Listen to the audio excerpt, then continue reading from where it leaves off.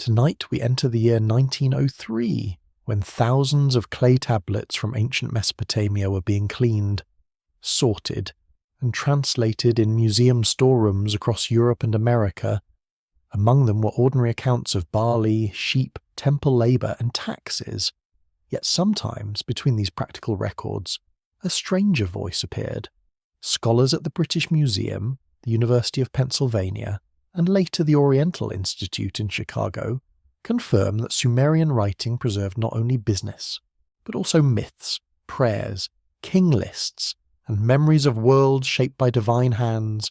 So, before you get comfortable, take a moment to like the video and subscribe, but only if you genuinely enjoy what I do here. And as the night settles around you, tell me where you are listening from and what the local time is beside you. Now imagine a tablet that is not famous, not displayed beneath perfect glass, not polished for tourists. It waits in dust. You stand in a quiet room where old clay smells faintly of earth and rain.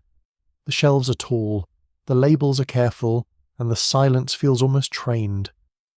Outside, the modern city continues with its engines, footsteps, and bright windows. Inside, a small broken tablet rests under soft light, its edges chipped like burnt bread. The object is not beautiful in any easy way. It is the colour of dried river mud, with dark patches where age has entered the clay. Across its face, tiny wedge-shaped marks press inward, each one made by a reed stylus long before steel pens, printed books, or electric lamps. Cuneiform is not read like a whisper. It is wrestled from silence.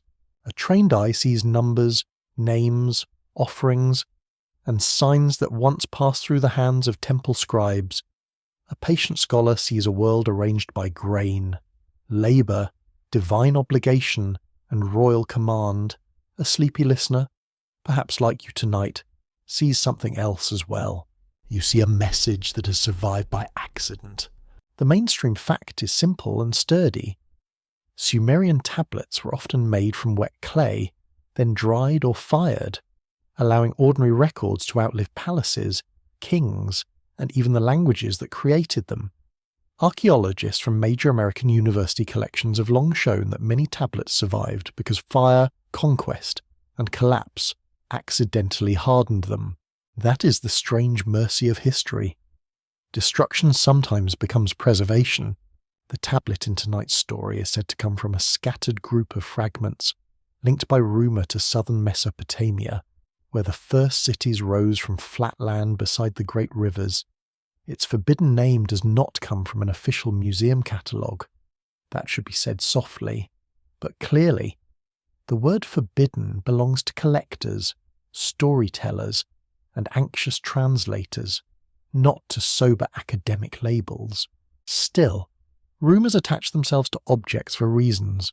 One fringe tidbit claims that a private note once described the tablet as the root text, because several signs appeared beside words for forest, depth, and dwelling. No established scholar accepts that phrase as a formal title, yet the image is difficult to forget. A root text, a tablet that speaks not of heaven, not of a palace, not of a shining temple, but of something hidden under trees. You picture the ancient landscape differently now. Sumer is usually imagined as sun-hardened mud brick, canals, reeds, and wide skies. It is a land of heat, irrigation, temple platforms, and cities rising from the plain. Forest does not easily belong there, except in stories of distant mountains, cedar journeys, and lands beyond the familiar world. That is where the mystery begins to breathe. The marks on the tablet are broken, and broken marks invite dangerous confidence. A missing wedge can change a name. A damaged corner can turn a storehouse into a sanctuary. A gap between lines can become, in careless hands, an entire lost civilization. Scholars disagree with unusual politeness on such matters. Some would say this is only a mythic landscape, a symbolic forest beyond the ordered city. Others would ask whether ancient scribes preserved memories of real wooded zones, sacred groves, or trade routes reaching into lands rich with timber. A cautious historian at Oxford might call it a poetic geography. A bolder interpreter might call it a buried map. You do not need to choose yet. For now, you look at the clay. The tablet does not shout. It does not prove that armies marched under branches, or that hidden kings ruled beneath the roots of a prehistoric forest. It simply offers fragments, a place below, a covering of trees, a people described as old, secretive, and close to the earth. Perhaps that's enough for one night. The first surviving phrase is damaged almost beyond comfort. It seems to speak of the dark green above, though another reading might make it the high growth or the shadowed land. The second phrase appears near signs associated with descent, enclosure, and habitation. The third is more troubling recurse, because it names people, or beings, who are not clearly enemies, servants, or gods. They are there. That is all the clay seems willing to say. In the slow world of archaeology, certainty comes reluctantly. Potsherds must be compared. Clay must be tested. Handwriting must be studied against known scribal schools. Even then, an artifact can remain stubborn, sitting between categories like a guest who refuses to give a proper name. And yet, the imagination walks ahead. You see an ancient scribe seated near a lamp, his reed stylus held between careful fingers. He's not trying to entertain you.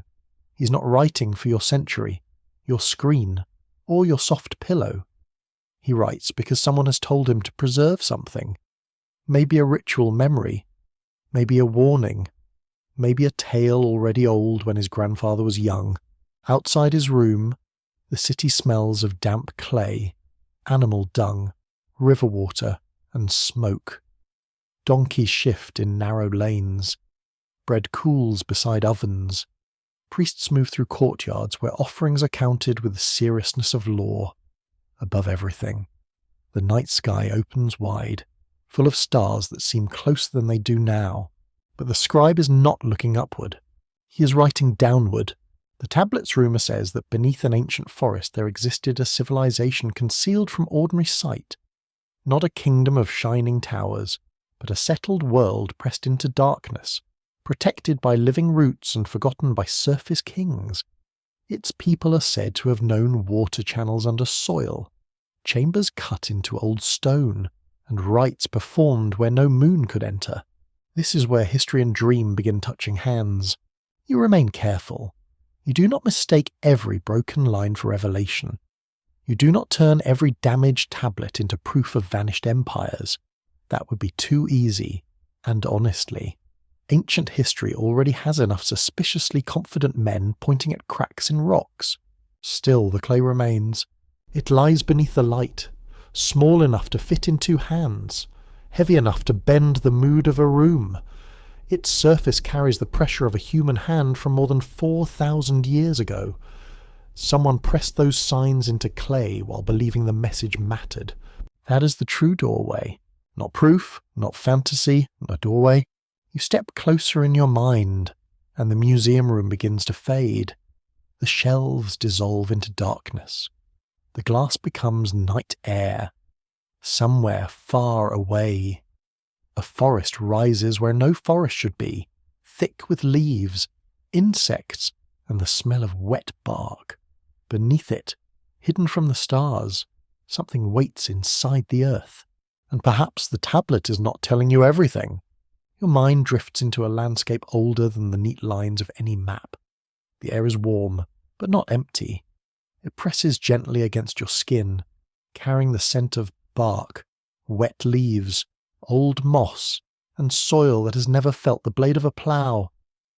Above you, the forest canopy closes so thickly that the sky becomes a rumour, a pale brightness broken into green pieces.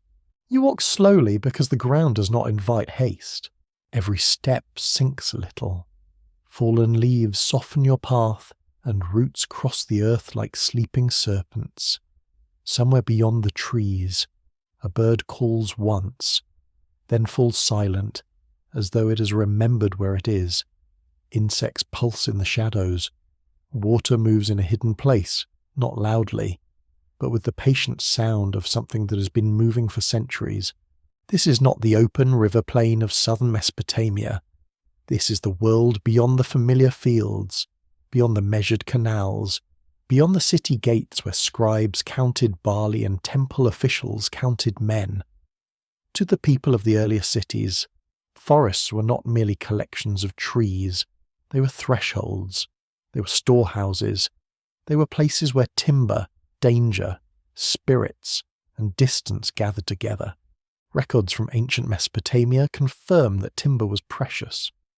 Because the flat lands of the south lacked large building wood, scholars at the University of Pennsylvania and the British Museum have long noted that Mesopotamian rulers sought cedar and other woods through trade, tribute, and distant expeditions. Wood was never only wood, it was roof beam, temple door, royal boat, divine statue, and proof that a king could reach beyond his own horizon.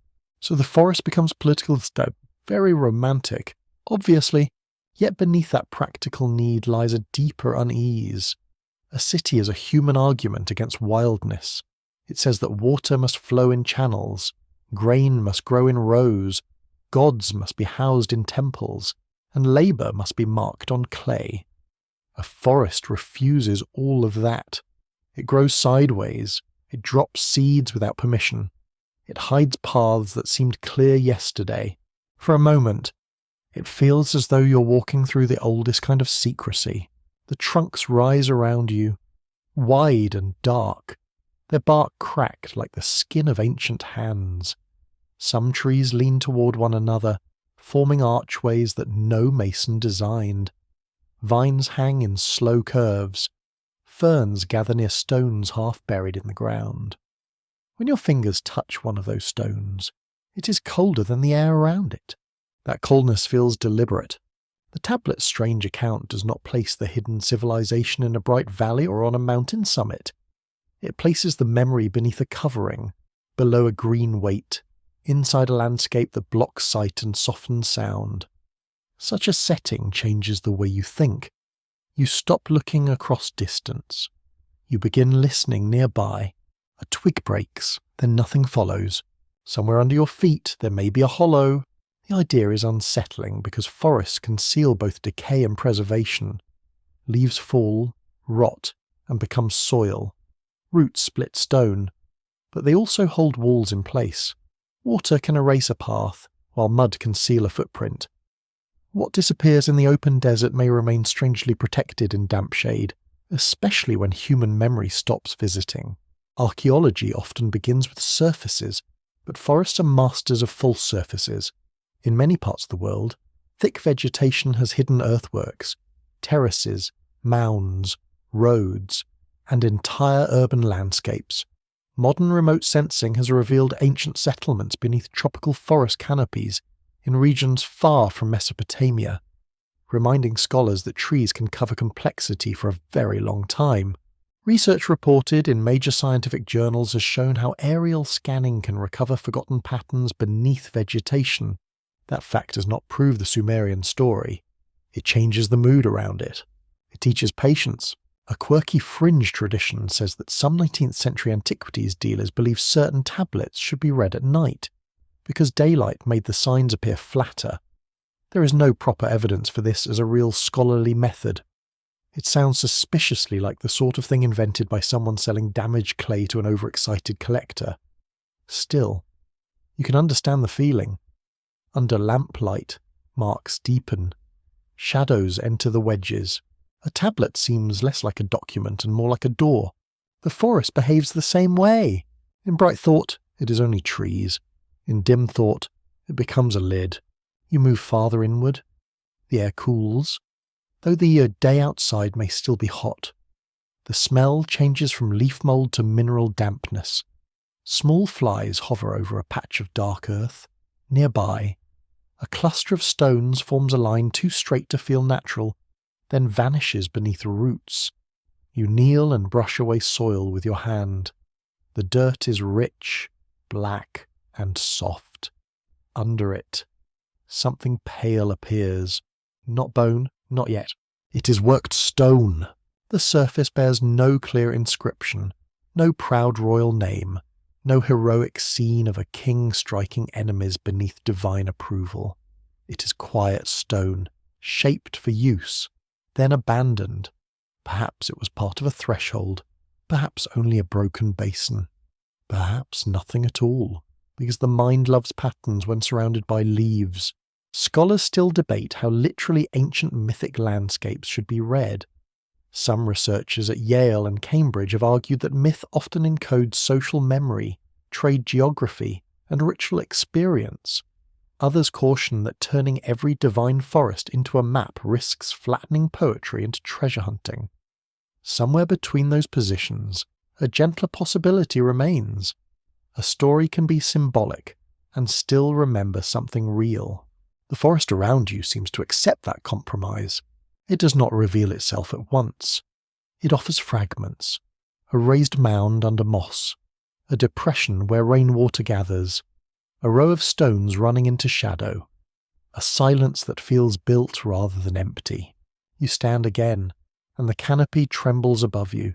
Light filters down in narrow shafts, catching dust, pollen, and tiny drifting seeds. The particles move so slowly that time itself seems tired. You think of the first cities, far away on the open plain, where canals gleamed under the sun and workers carried baskets of mud brick. Those cities wanted height. Their temples rose above the crowd, visible from a distance. But this place wants depth. It pulls thought downward, toward chambers, tunnels, storerooms, and rooms where lamps burned without wind. The hidden civilization, if it existed even as legend, would not have announced itself through towers. It would have survived by being unseen. Its walls would not challenge the sky. Its entrances would fold into roots, stones, and shade. There is a kind of intelligence in hiding. Not cowardice, not weakness, a different bargain. On the surface, empires count years by kings. Beneath the forest, time might be counted by floods, root growth, smoke stains, and the slow filling of cisterns. Children might learn the sound of rain through soil before they ever saw clouds. Elders might speak of the sun as something remembered from the mouths of traders. Priests might treat falling leaves as messages from a world above them. You listen, and the forest listens back. The distant water becomes clearer now. It flows somewhere below the slope, perhaps through a natural channel, perhaps through a cut passage roofed by stone. The ground seems to breathe coolness upward. A faint draught touches your ankle, then slips away. That's enough to change everything. The ancient forest is no longer scenery. It is a covering. It is an archive written in roots and shade. It holds its silence with the patience of something that does not need to convince you. And as the leaves close overhead, you begin to understand why a scribe might write of a people hidden beneath green darkness, long before recorded history, in a time that is no longer remembered. For a moment, it feels as though the tablet itself has begun to breathe, not in the foolish way of haunted objects. Of course, clay is patient, not theatrical, but under the gentle light, its pressed signs seem to gather depth, each wedge holding a little pool of shadow. You sense that this object has crossed an impossible distance without ever moving on its own. It was made by a hand that matters. The clay began as river mud, lifted from a bank where reeds hissed in the wind and insects skimmed the brown water. Someone kneaded it, shaped it, flattened it, and prepared its surface while the material was still damp enough to receive command. Then a stylus entered it, again and again, leaving marks that hardened into time. A tablet is a small field of decisions. Every angle matters. The first thing a scholar notices is not mystery, but discipline. Cuneiform writing follows learned habits. Signs have shapes, directions, standard groupings, and expected uses. A careless line may be a damaged sign, but it may also reveal a tired student, a provincial scribe, or a later copy of an older composition. This is why trained readers move slowly. They do not chase shadows until they have measured the clay. Records from excavations in southern Mesopotamia confirm that scribal schools taught students through repeated copying, word lists, and literary exercises.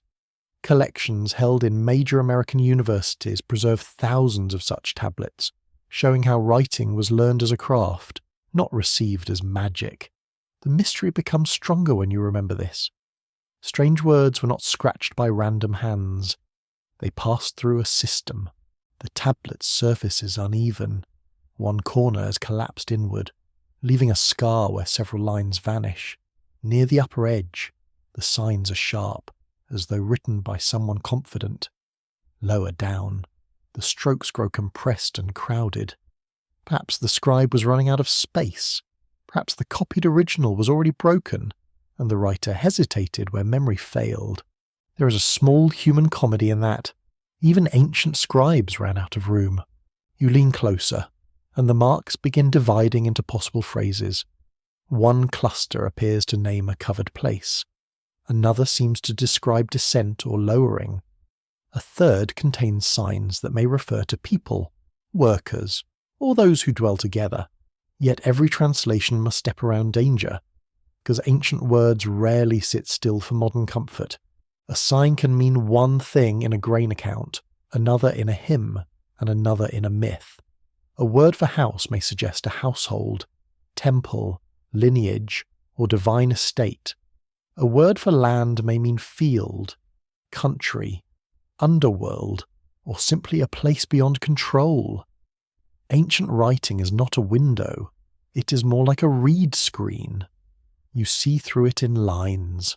This is where the forbidden reputation begins to form. The tablet does not speak with the steady rhythm of ordinary administration. It does not say that 10 sheep were delivered, or that 3 workers were absent, or that a temple received jars of oil. Instead, it seems to preserve a narrative sequence. Broken, but recognizable. A covered region is named. A descent is mentioned. A group is placed beneath living growth. Then comes a phrase that has troubled anyone willing to entertain it. They were not counted among the cities. That is one possible reading, not certain, not final, but possible enough to linger. Those words, if they are even close, create a quiet disturbance. In Sumerian tradition, cities mattered deeply. They were not merely settlements. They were cosmic arrangements, bound to gods, temples, labour, food, kingship, and the measured order of human life. To say that a people were not counted among the cities is to place them outside the visible structure of civilization. Not savage, necessarily, for it's not divine, necessarily unlisted. The distinction is delicate and unsettling.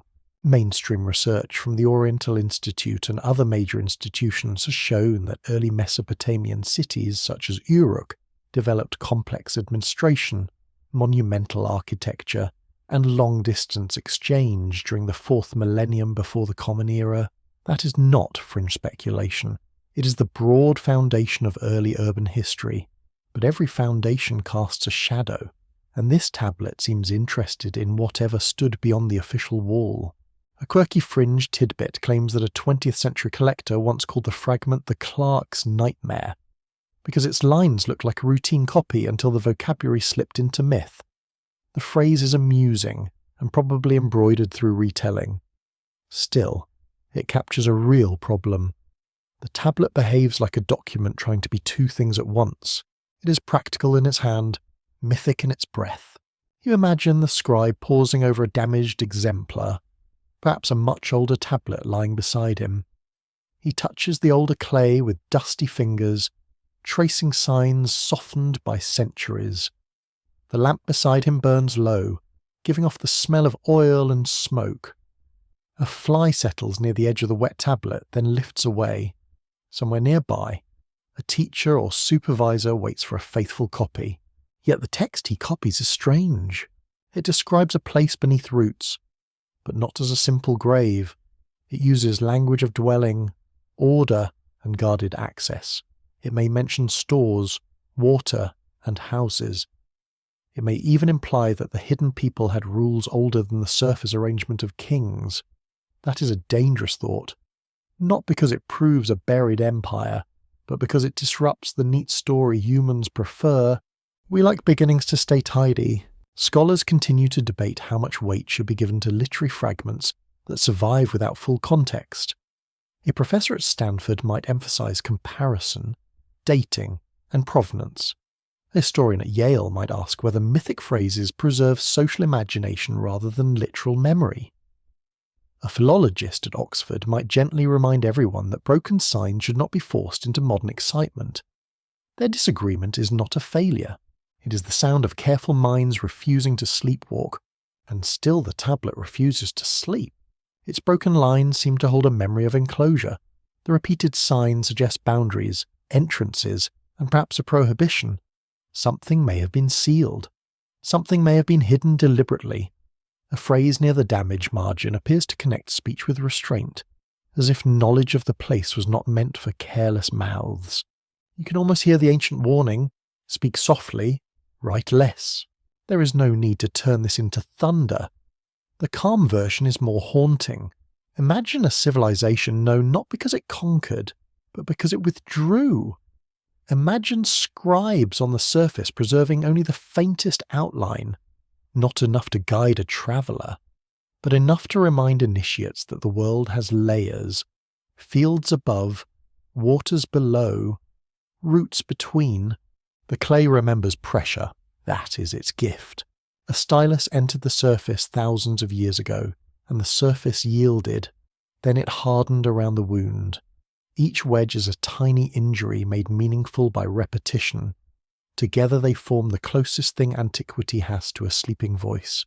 It does not speak freely.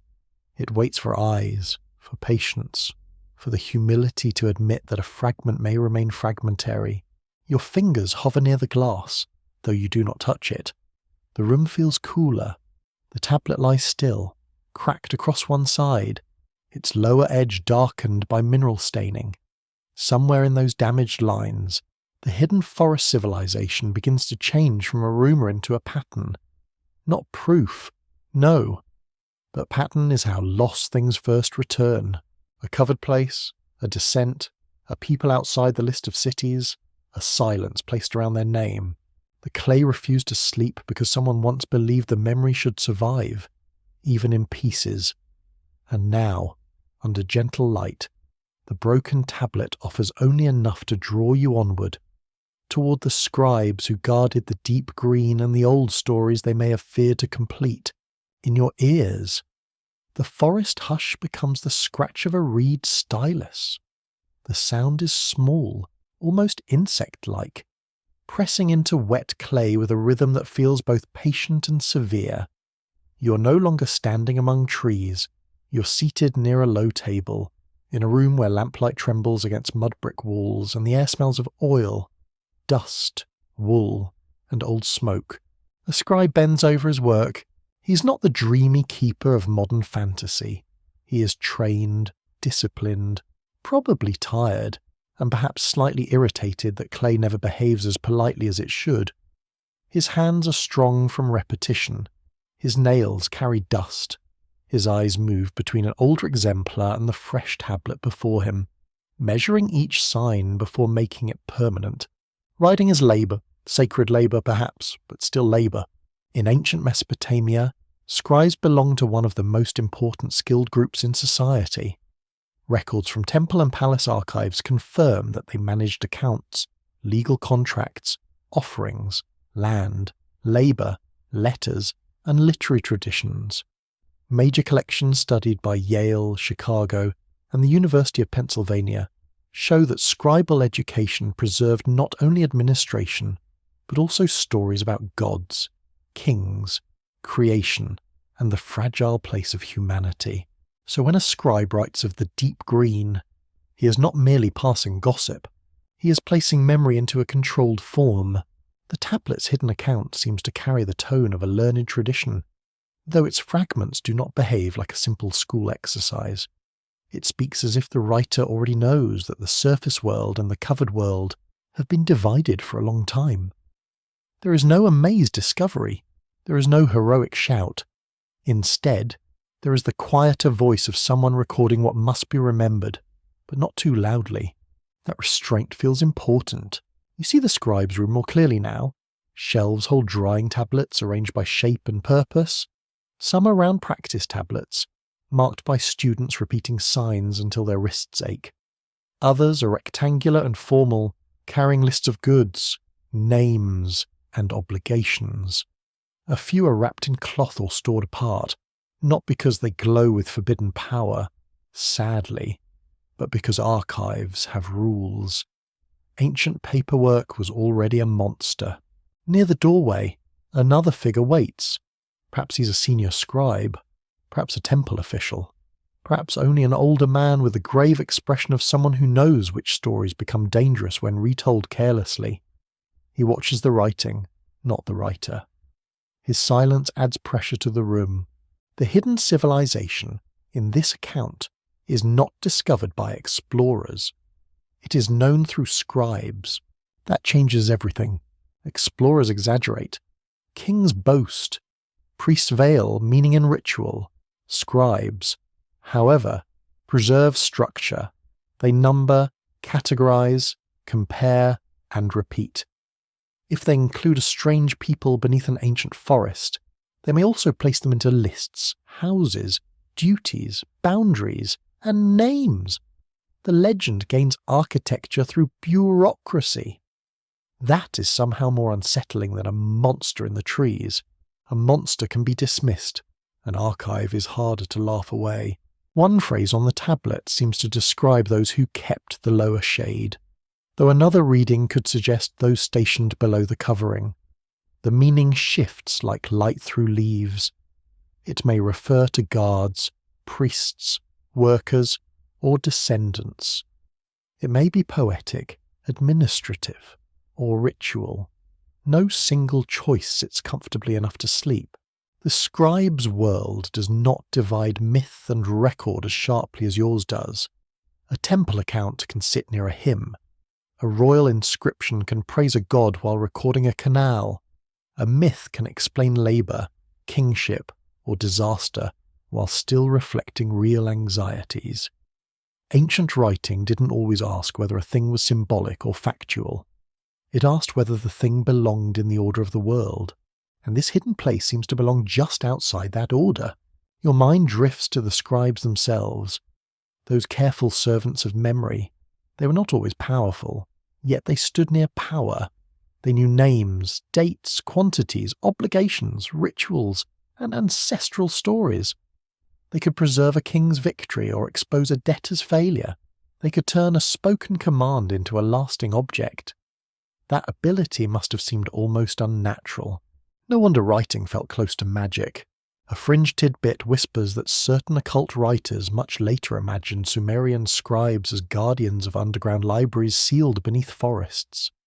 There is no reliable archaeological basis for such claims.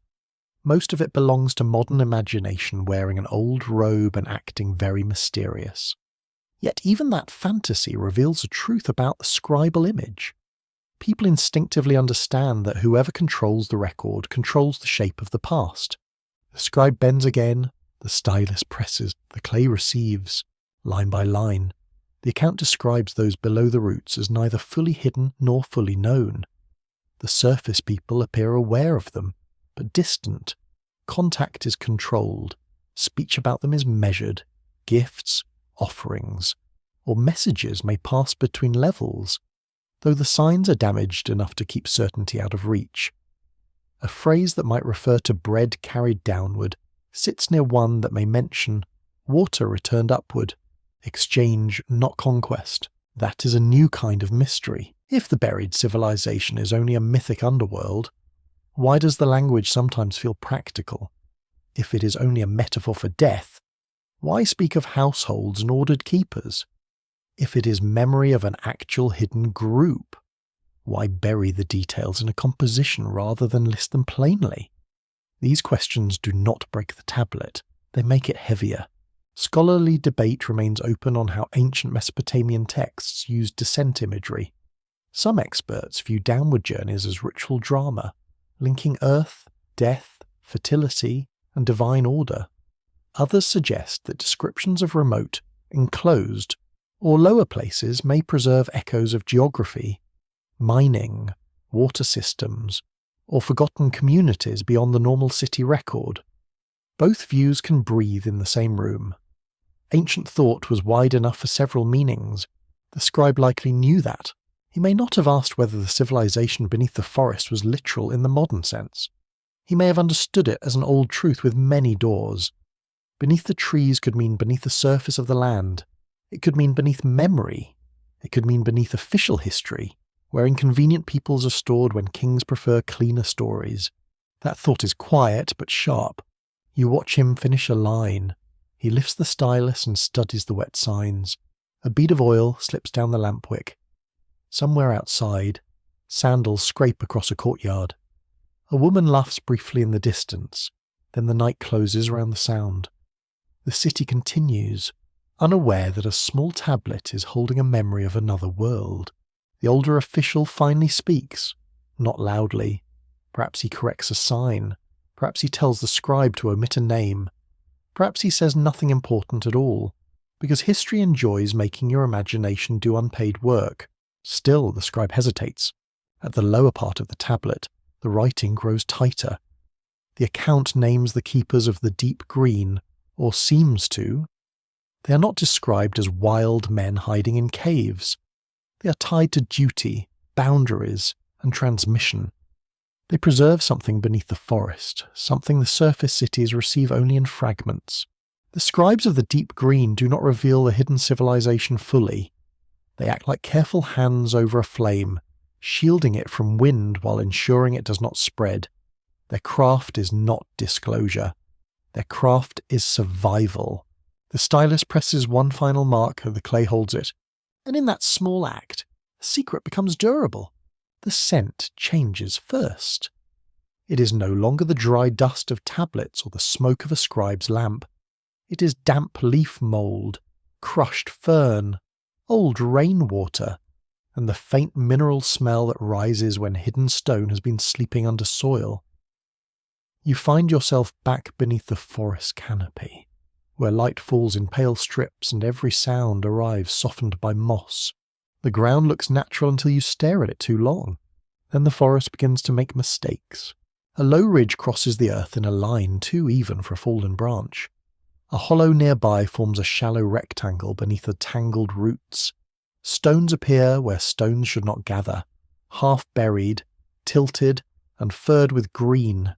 At first, they seem accidental. Then your eyes adjust and accident becomes arrangement.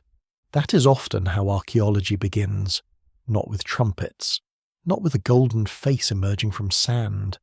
Usually it begins with an odd rise in a field, a shard in a trench, a wall line beneath grass, or a local story that professionals pretend not to enjoy until it becomes useful. The past rarely announces itself in complete sentences. It murmurs through patterns. Here, under the dense growth. The clues suggest an architecture that once had edges. A paved way may have run between the trunks, though the trees came later, slowly splitting and swallowing what people built. You imagine feet passing along that route in the dark green shade. Workers carrying baskets, messengers with clay tokens, children told not to stray past a certain marker, a priest placing one hand on stone before descending. The forest has covered everything with the manners of the patient thief. Mainstream archaeology confirms that ancient cities and ceremonial centres often leave traces long after their buildings collapse. Foundation lines, packed floors, drainage cuts, post holes, and changes in soil colour can reveal activity invisible to the casual eye. Research teams from major universities in America and Britain have shown again and again that landscapes remember human labour, even when walls vanish. That fact gives the imagined forest a sharper texture. You kneel near the row of stones. Their upper faces are slick from moisture. One stone bears a shallow groove, not quite decorative, not quite accidental. Water is collected inside it, reflecting a leaf above. The groove may have guided runoff. It may have held a wooden frame. It may have served a ritual purpose. because ancient people had the nerve to make practical things sacred and sacred things practical. Honestly, very efficient of them. Beyond the stones, the ground dips into a broader depression. Its outline is difficult to see at first because saplings grow from the slope and their roots knit the soil together. Yet the shape persists. It resembles a sunken court, or perhaps an entrance yard, protected from view by higher ground. The air there feels cooler, as if the earth still remembers a roof. You step down carefully. Leaves slide under your feet. A beetle moves across a patch of exposed clay. When you brush away loose soil near the base of the depression, you find a harder surface beneath, not bedrock, not simple earth. It feels compacted, layered, and intentionally laid. The kind of surface made by many feet and many seasons. A path does not need to survive whole to prove it existed. The tablet's fragments become less abstract in such a place. A covered land, a descent. People not counted among the surface cities. Those phrases begin to align with physical imagination. Hidden walls beneath growth. Courtyards folded into earth. Ritual spaces where the forest was not an obstacle, but the very roof of the sacred world. Still, caution sits beside wonder like a sensible old aunt. Forests can deceive. Tree roots align stones. Water carries fragments downhill. Animals burrow. Later communities reuse older materials in new settings. A line of stone might be a wall, a field boundary, a natural fracture, or the wishful thinking of someone who has watched too many documentaries at midnight. The scholarly debate remains open whenever landscape features lack clear excavation, dating, and context. Researchers at Oxford and Harvard have emphasized that interpretation must follow evidence, not desire. Aerial patterns, surface finds, and local traditions are starting points, not endings. Yet they also acknowledge that many ancient sites were first noticed because someone paid attention to irregularity. Skepticism and imagination must walk together, though they rarely enjoy each other's company. In the hidden forest, they walk side by side. A quirky fringe tidbit claims that some old travellers believe stones swallowed by roots were placed there by tree masons, a legendary people said to build only where sunlight could not fall. There is no academic reason to accept that as history. It belongs to folklore, tavern talk, and the delightful human habit of explaining ruins by inventing secret builders.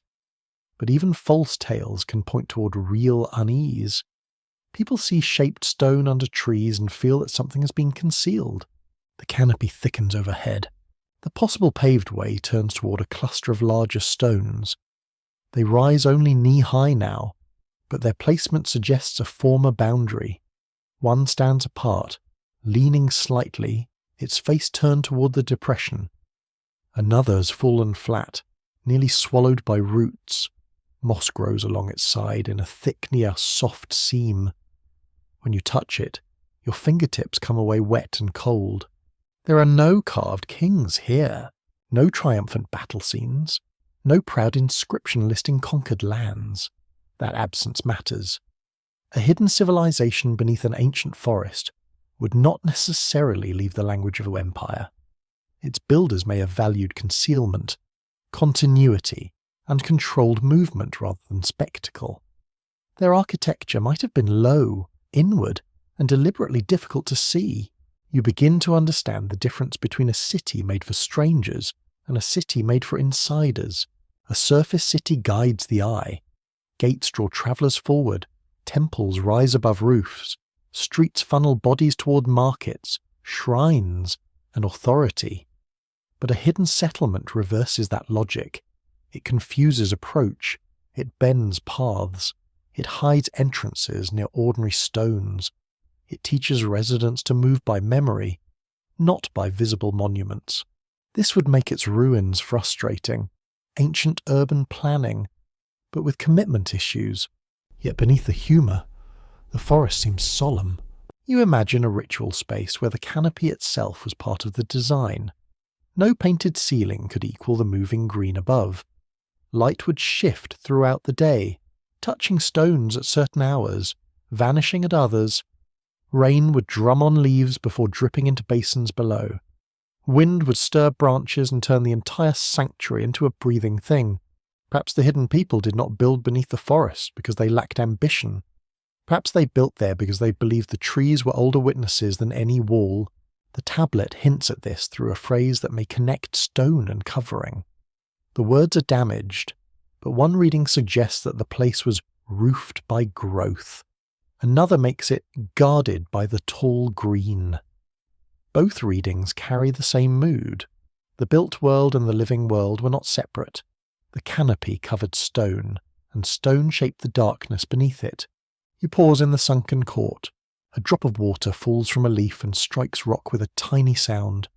Somewhere deeper in the trees, something shifts. The air remains still. You feel the old pattern around you now, not as certainty, but as arrangement, a path, a boundary, a lowered place. Stones under roots, a possible threshold waiting where the slope grows darker. The forest has not destroyed the city, it has edited it. What remains is not a full plan, but a grammar of concealment, straight lines softened into ridges, doorways hidden as hollows, ritual spaces disguised as dips in the earth, a civilization, if that is what it was, not erased by the trees, but translated into leaf, shadow, and soil. And beneath that translation, something built still remembers its shape. The passage downward begins without grandeur. No bronze gate opens, no carved monster announces the border. There's only a break in the slope, half covered by roots, where cool air breathes out from between stones. You bend low and feel it against your face. It smells of wet mineral, old water, lamp soot, and something faintly sweet, like seeds stored too long in darkness. The forest above grows quieter as you enter. At first, the way is narrow. Your shoulder brushes rough stone, and tiny grains of earth fall from the ceiling. Roots hang through cracks in pale strands, searching blindly through the dark. Some are thin as threads, others twist downward like ropes, gripping the passage as if the trees themselves are listening through their fingers. The light behind you fades to a green blur. Then the tunnel widens. You stand inside a chamber that should feel like a cave, yet does not. The walls are worked, not natural. Their surfaces are uneven, but patterned with tool marks, shallow niches, and lines where stones were fitted together. The floor slopes gently toward a channel cut along one side.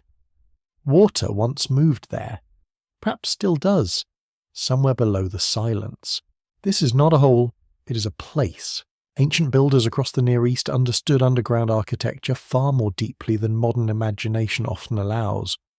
Archaeological research from universities such as Chicago, Yale, and Pennsylvania has documented ancient drains, storage rooms, tomb chambers, foundation deposits, and water management systems that shaped early urban life.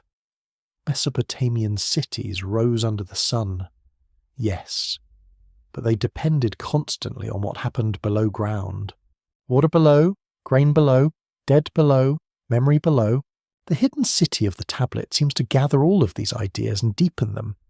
Its chambers are not merely for burial and not merely for storage. They are described as dwellings, courts, passages, and thresholds. Daylight is absent, but order remains.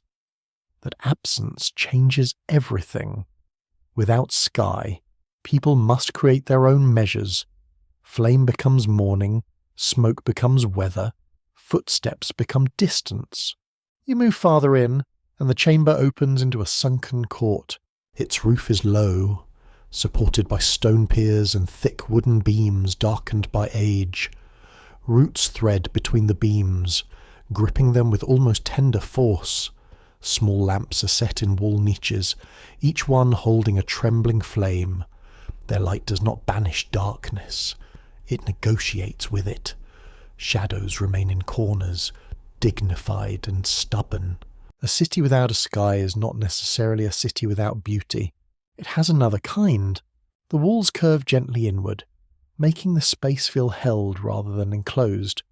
The floor is packed clay, swept smooth, with faint lines marking old repairs. Along one side stand low platforms, perhaps used for sleeping, sitting, sorting goods, or ritual display. Along another, a row of jars rests in carved sockets. Their mouths are sealed with clay caps and fibre cords. The smell of stored grain lingers there. You imagine people moving quietly through this place. Not ghosts, not creatures. People with tired knees, practical hands, and private complaints. Someone trims a lamp wick. Someone carries a basket of roots or dates. Someone argues softly over a broken jar. Someone laughs, because even hidden civilizations must endure neighbours, and neighbours are a universal historical problem. Life underground would not be constant mystery. It would be maintenance. That is the first true revelation of the buried world.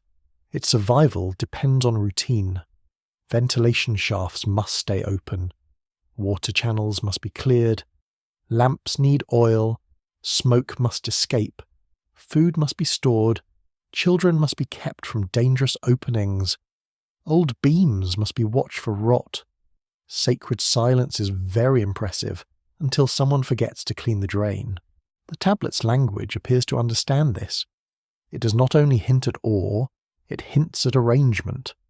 There are signs that may refer to rooms, divisions, and guarded spaces.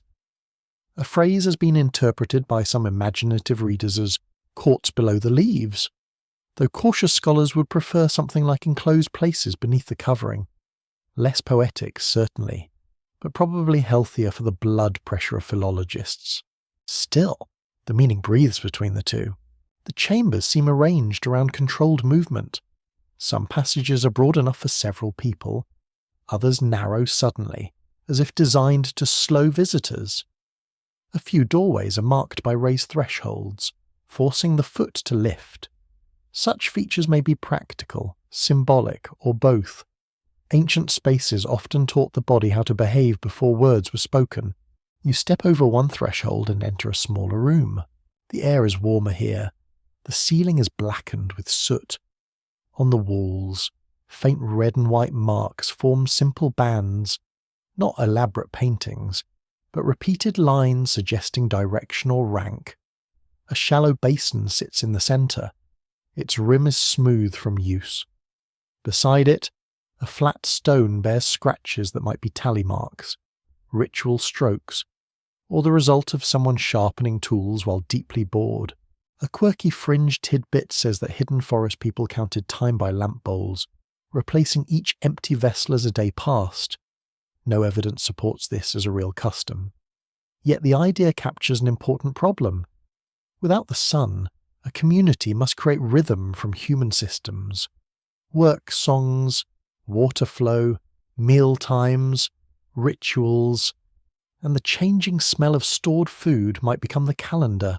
Modern scholars still debate whether underground spaces in ancient texts should be read as literal inhabited places, ritual metaphors, or symbolic underworlds. Researchers at Oxford and Stanford have often urged careful distinction between archaeology and narrative imagination. At the same time, historians of religion note that ancient cosmologies placed real social life, sacred geography, and mythic depth into one continuous world.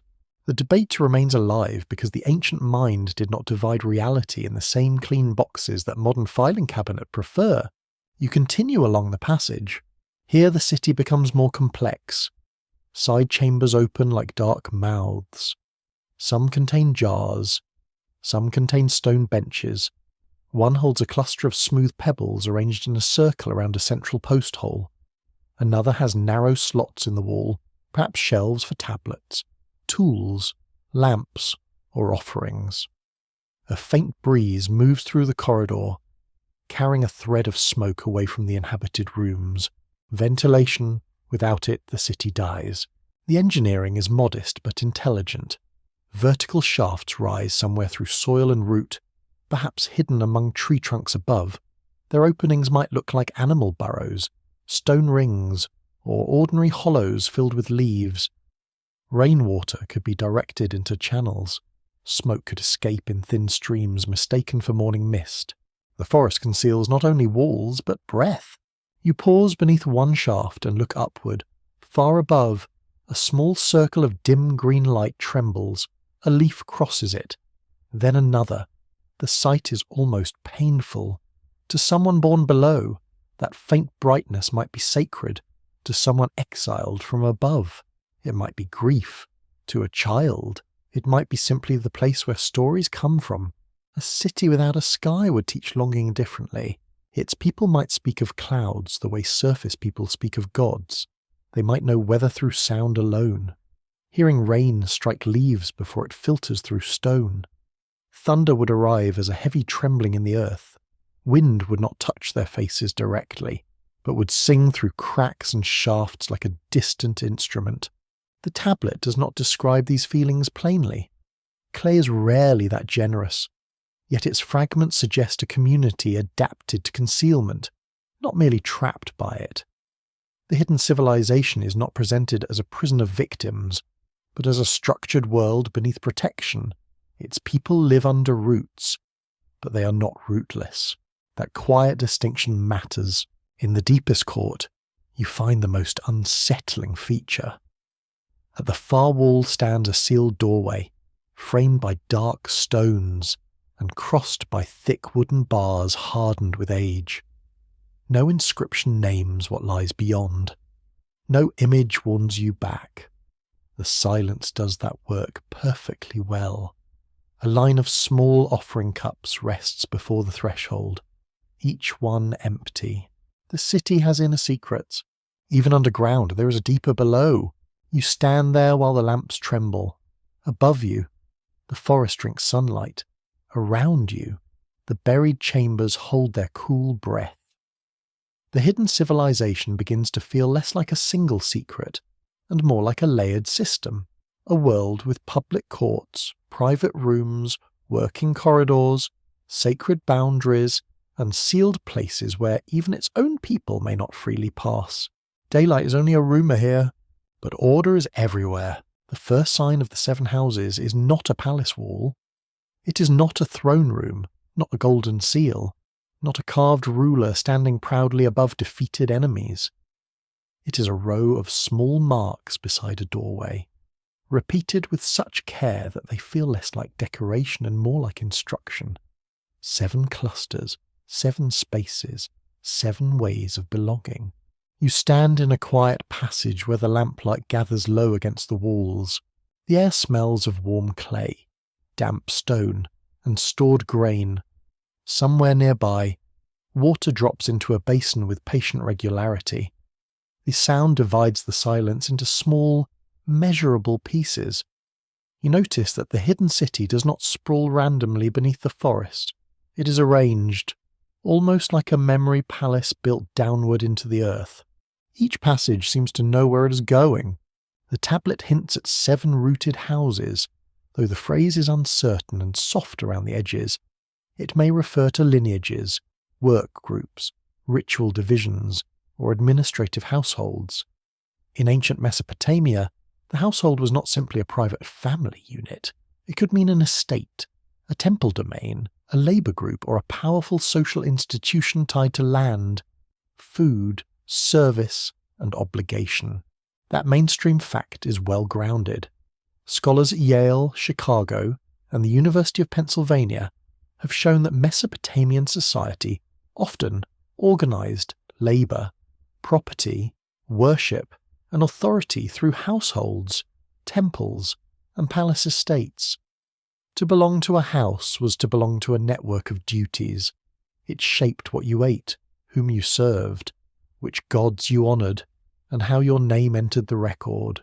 Beneath the forest, that idea seems to deepen into symbol. The first rooted house is tied to craft. Its rooms are warmer than the others, marked by soot and the smell of fired clay. Low benches hold tools of stone, bone, wood, and copper. A potter's wheel sits in shadow. Near it, fragments of small vessels lie sorted by size, as if even broken things deserve classification. The people of this house shape the containers that keep the hidden city alive. They make survival holdable. The second house is tied to memory. Its chambers are dry, carefully sealed from damp air. Shelves line the walls, and small tablets rest in shallow niches. Some are plain records, some ritual notes, some lists of names that may no longer belong to living mouths. Here, memory is not nostalgia, it is infrastructure. Without remembered boundaries, stored obligations, and preserved warnings, the hidden world would unravel. A city can starve from forgetting. The third house belongs to water. You hear it before you see it. Channels cut through the floor, carrying a thin black ribbon that reflects lamp flame. Workers crouch beside the flow, clearing silt with curved tools. Jars stand ready at intervals. Water is measured, not wasted. In a city without rain on its roofs, every drop is treated like a visiting dignitary who must be watched carefully. The fourth house is tied to fire, yet its rooms breathe heat. Lamps are trimmed there, oil is stored there, and charcoal rests in covered pits. Fire is dangerous underground, yet life cannot continue without it. It cooks food, hardens clay, scares insects, marks ceremonies, and lets faces recognize one another. The firekeepers hold brightness in a world that receives no sunrise. No one sleeps easily beside smoke. The fifth house belongs to silence. This sounds strange until you enter its corridor. The walls are thicker. The floors are padded with woven mats and reed layers. Speech drops there as if absorbed. Perhaps this house guards rituals, grief, healing, or lore. Perhaps it teaches restraint to those who know too much. Every society needs people who speak, but hidden societies also need people trained not to speak. That feels almost rude, but practical. The sixth house is tied to grain.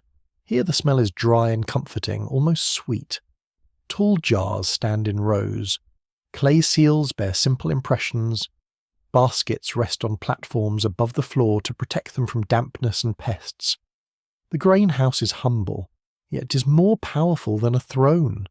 Hunger is the oldest king, and it accepts no excuses. The seventh house is tied to death. Its entrance is narrow and low, forcing you to bow whether you feel respectful or not. Inside, the air is cold.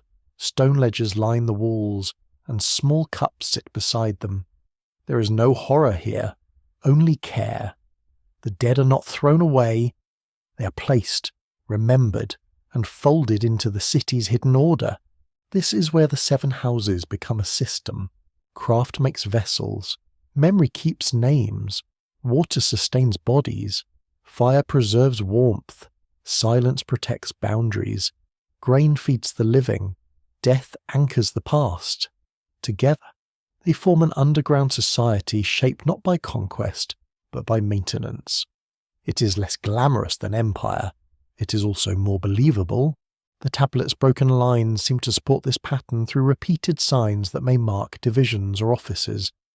Some cautious translators would avoid giving them dramatic titles. They might call them groups, stations, or assigned houses. A more imaginative reading sees a sacred social map, a way of arranging life beneath the roots so that no need stands alone. Scholarly debate remains open on whether number patterns in ancient Mesopotamian texts always carry religious meaning. Researchers at Oxford have noted that numbers can be practical, poetic, administrative, or cosmological depending on context. 7 often appears in ancient Near Eastern traditions with symbolic force, but it can also be a count, plain and ordinary. The problem, as usual, is that ancient people enjoyed making plain things sacred just when modern scholars were hoping for a clean spreadsheet. A quirky fringe tidbit claims the 7 houses corresponded to 7 major root systems above the city, each house living beneath a specific ancient tree. There is no excavation proving such a plan. It may be a later fantasy built from the root imagery, yet it creates a vivid possibility. Imagine families knowing themselves not by street names, but by the great tree overhead, the house of the split trunk, the house of the bitter sap, the house of the hollow crown. Such names would make maps unnecessary to insiders. You walk through the central passage and sense how identity might work here. A child born into the House of Water would learn channels before letters. A child of memory would handle clay with reverence and fear. A child of silence would be taught when not to answer. A child of grain would know the smell of spoilage before knowing the shape of distant mountains. The hidden city would form people inwardly. On the surface, kingdoms boast of dynasties and borders.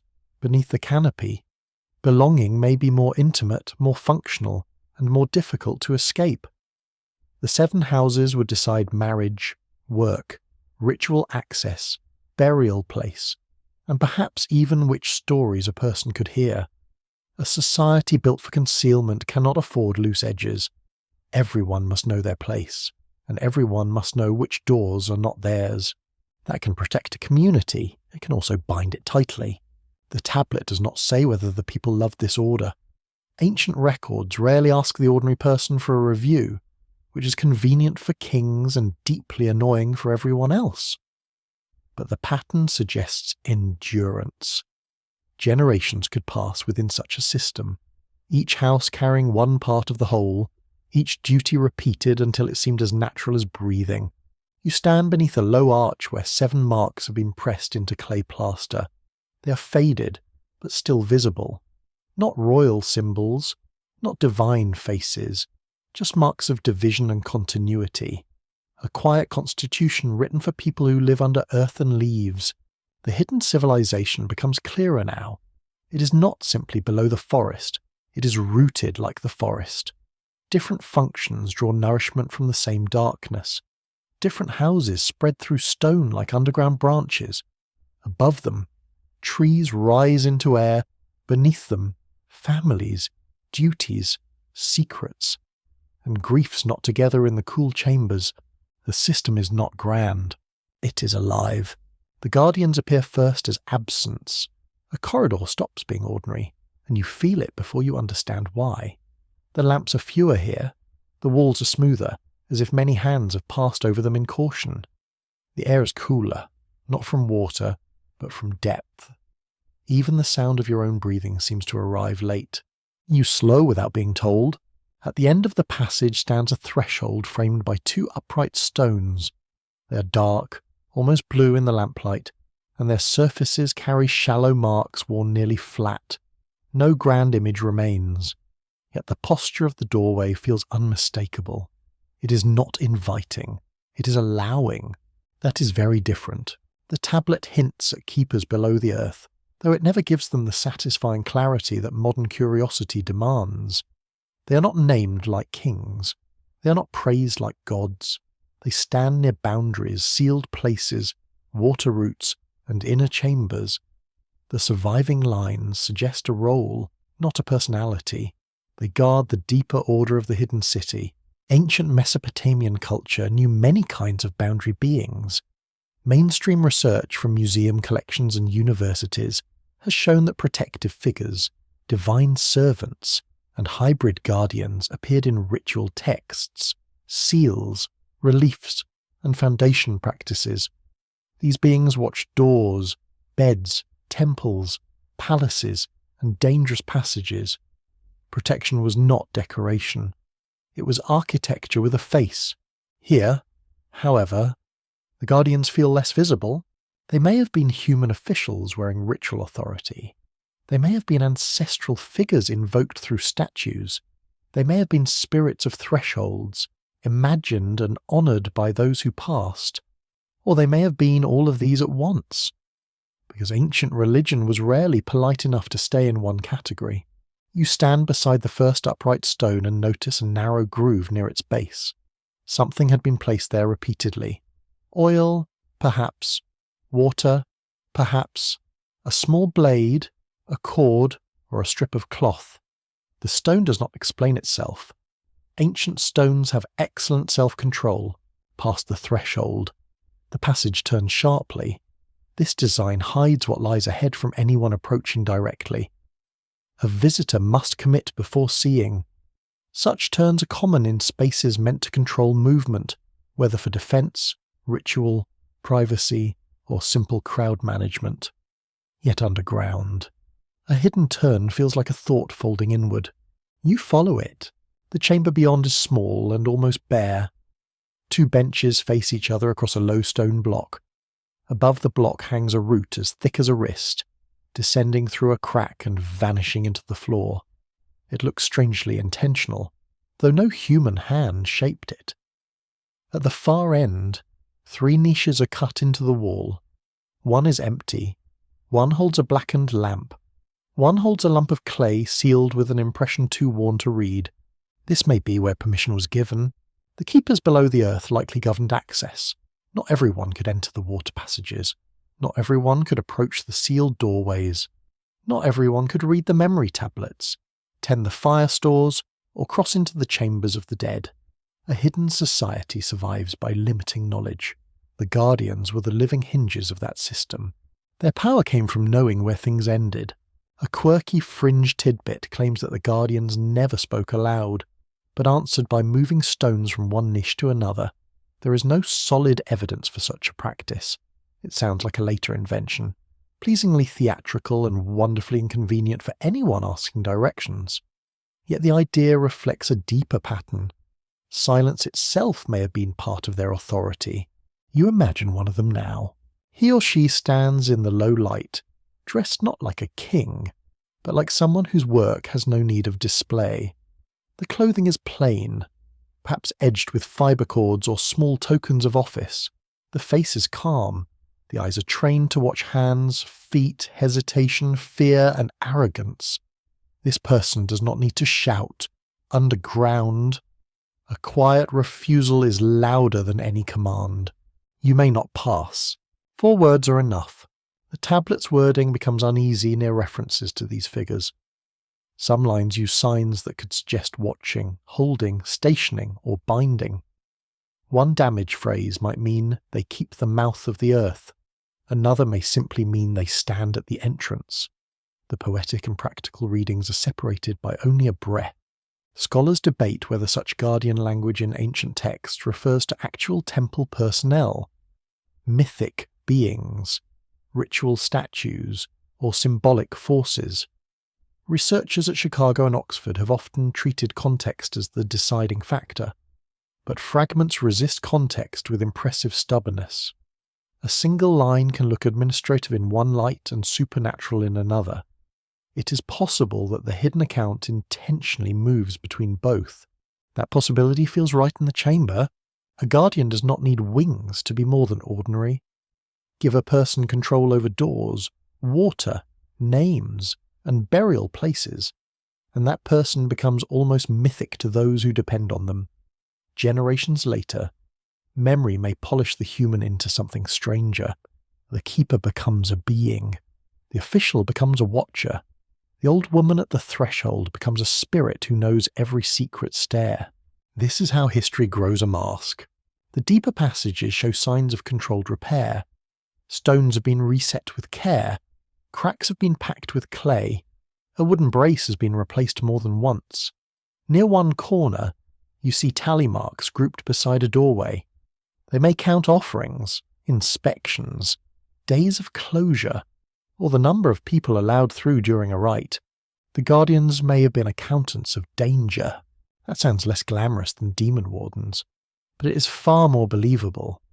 They watch structural weakness, social boundaries, ritual purity, and scarce resources.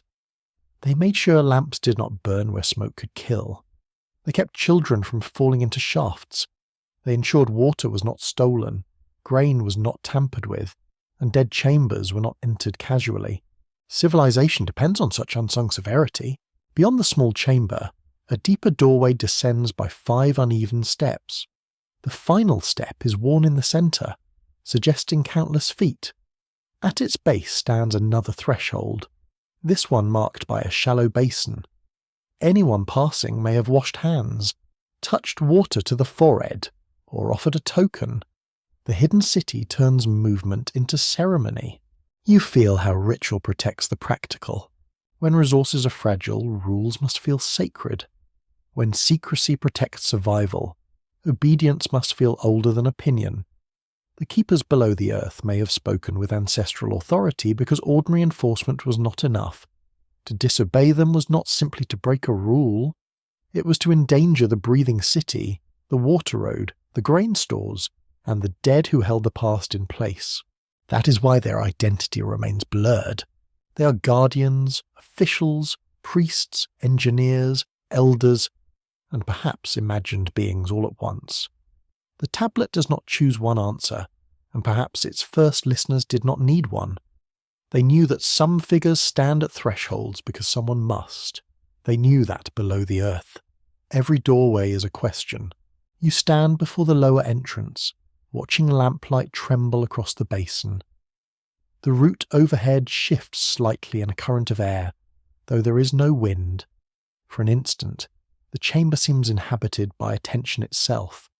Not a monster, not a god with a thunderous name. Something quieter and more patient. A watcher of boundaries. The hidden civilization now has its keepers. They do not explain the city. They protect its silences. They stand between daily life and the deeper unknown, between water and thirst, between memory and forbidden speech, beneath the ancient forest, where the roots drink from dark soil. Their presence makes the buried world feel not abandoned, but watched. The sound of water draws you away from the guarded threshold. It is not the bright sound of a river beneath open sky, broad and glittering under the sun. It is narrower, darker, more secretive. It slips through the buried city in threads, tapping stone, filling basins, vanishing into channels cut by hands that understood both patience and fear. You follow the sound with careful steps. The corridor bends downward until the air cools sharply. Dampness gathers on the walls. Your palm brushes stone slick with mineral bloom, and a faint chill moves through your fingers. The lamps here are shielded by small clay hoods, protecting the flames from drafts that breathe from unseen shafts. Their light catches the water in brief silver lines. Below the forest, water is not scenery, it is lore. The tablet's fragments suggest hidden canals, cisterns, and underground streams, though the wording is damaged enough to keep certainty at a distance. Still, the idea belongs naturally to the world that produced it.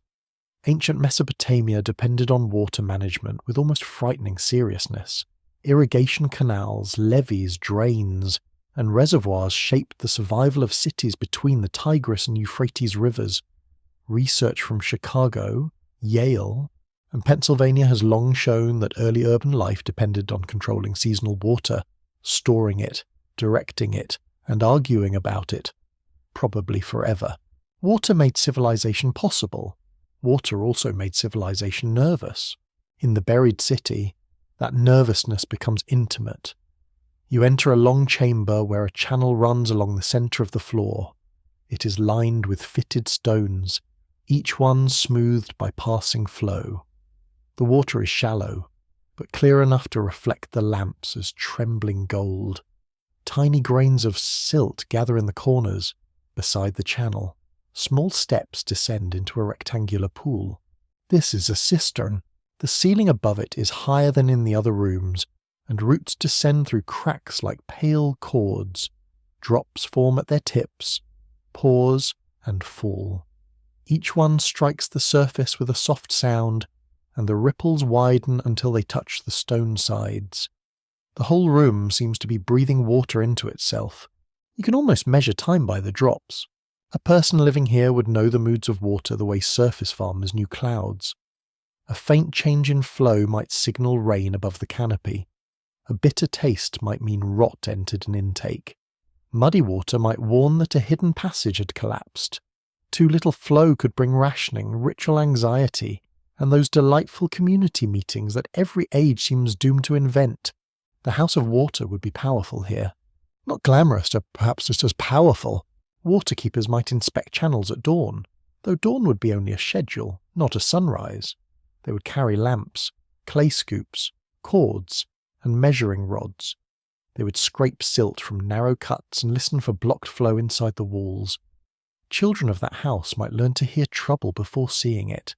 A wrong echo in a pipe, a slow pool, a draft where none should be. The tablet may refer to such workers through a phrase meaning those who open the wet road. Another reading could be those who clear the lower path. Both feel strangely practical. A water road is not only a canal, it is a route for life itself, moving through stone as blood moves through the body. The buried city survives because water agrees to keep moving. A quirky fringe tidbit claims that the hidden people believed each underground stream had a sleeping name, and that calling it wrongly could turn the water sour. No evidence proves such a belief in this exact place, yet naming water is common in many ancient traditions, and the idea carries emotional sense. When your life depends on a hidden current, you do not treat it as mere liquid. You treat it as a neighbour with moods. A very damp neighbour, but still. You step beside the cistern and notice small cup marks carved into the stone rim. They form a sequence, not quite decorative, possibly indicating levels. Each mark may have told the keepers how much water remained during dry months. The lowest mark is worn deeply, as if many anxious fingers touched it over many years. That lowest mark feels more frightening than any monster. Scarcity is quiet until it is not. Underground, where stored grain, lamp oil, and clean water decide the future, survival becomes a matter of careful arithmetic. Too much water can drown rooms, rot beams, spoil grain, and invite sickness. Too little water can empty bodies, halt cooking, end rituals, and turn neighbours into accusers. The hidden civilization is therefore not merely mysterious, it is engineered around danger. Scholars continue to debate how early societies balanced environmental stress, social complexity, and religious authority. Some researchers argue that irrigation encouraged cooperation and administration, while others warn against simple explanations that make water the single cause of urban life. The debate remains open, especially because ancient communities were shaped by many forces at once, including trade, ritual, labour, warfare, climate, and belief. Yet here beneath the trees, water feels like the first ruler. The channel leaves the cistern through a narrow opening protected by a grating of crossed wooden slats. The wood is dark and swollen, but still fitted with care. Beyond it, the water disappears into a lower passage. You listen and hear it running faster, as though descending into a tunnel beneath the city itself. Perhaps it feeds another district. Perhaps it turns a simple wheel. Perhaps it drains away waste, because even lost civilizations had to deal with deeply unpoetic realities. Ancient mystery is charming until plumbing enters the conversation. The water roads would connect the houses in practical and symbolic ways. Craft workers need water for clay and washing. Grainkeepers need dryness, which requires drainage. Firekeepers need water nearby to control disaster. The house of death needs purification. The house of memory needs protection from dampness. Because water preserves bodies but destroys tablets with equal enthusiasm. Every house depends on flow. You move into a side passage where the ceiling lowers. Here the channel runs along the wall rather than the floor. Small openings branch away at intervals, each sealed with a fitted stone plug. This suggests control. Water could be released into certain rooms, closed off from others, directed during ceremonies, or rationed in seasons of fear. The hidden city is less primitive than rumour would prefer. It is not a cave full of whispered secrets and dramatic staring. It is a managed environment with valves, drains, basins, shafts, and people who probably complained about maintenance schedules. That ordinary detail makes it more vivid. A civilization is not defined by how mysterious it seems to outsiders. It is defined by whether it can keep bodies alive long enough for memory to accumulate. At the far end of the passage, you reach a larger underground stream. It runs through a natural crack widened by tools. The roof above it is jagged, and the walls shine with damp mineral lines. Here the buried city meets something older than itself. Human cuts guide the stream, but do not create it. The builders have negotiated with geology, not conquered it. They have shaped the water's edge, raised a small walkway, and carved niches for lamps along the wall. You stand there, listening. The stream speaks in low syllables, moving under the trees, under the roots, under the ordered houses and guarded thresholds. It carries fragments of soil, minerals, perhaps tiny memories of rainfall from a world unseen. Somewhere far above, leaves drink light. Somewhere below, water carries that light's hidden consequence into darkness. Perhaps this is why the tablet remembered the water roads. They were not simply features of engineering. They were proof that the buried civilization belonged to two worlds at once. It lived under earth, but drank from the forest. It hid from the surface, but depended on what fell there. Its people walked through darkness, guided by channels that began in rain they could hear but rarely see. The water does not explain the city. It sustains the question. The clay room is warmer than the water passages. You feel it as soon as you enter, a close and gentle heat that gathers beneath the low ceiling and settles against your face. The floor is swept clean. The walls are patched with fresh mud in places, and the smell is unmistakable. Wet clay, straw fibre, lamp smoke, and human hands. Here, the hidden city remembers what people are made from. Along one wall, shallow trays hold prepared clay in different shades. Some is pale and fine, meant for tablets. Some is darker and coarser, mixed with chopped reed or grit. Near the centre of the room, a workbench bears finger grooves, smoothed by years of kneading. A bowl of water sits beside it, cloudy from use. A reed stylus rests across its rim. Everything here is humble. Everything here is dangerous. The tablet's account seems to shift near this point from place to purpose. It no longer merely describes dwellings below roots or channels under stone. It begins to suggest why humans matter in the hidden order. The signs are broken, but the mood is familiar to anyone who has listened to Mesopotamian creation stories. Humans are formed for work, shaped from clay, placed into service, and bound to powers older than themselves. Mainstream scholarship confirms that several Mesopotamian myths describe humans as created to relieve divine labour. Studies from major university collections and ancient Near Eastern research centres have shown that clay, blood, breath, divine command, and work all appear in different creation traditions. The details vary, but the pattern is steady enough to unsettle the modern listener. Humanity begins not as royalty, but as a labour force. A charming origin story is really very flattering.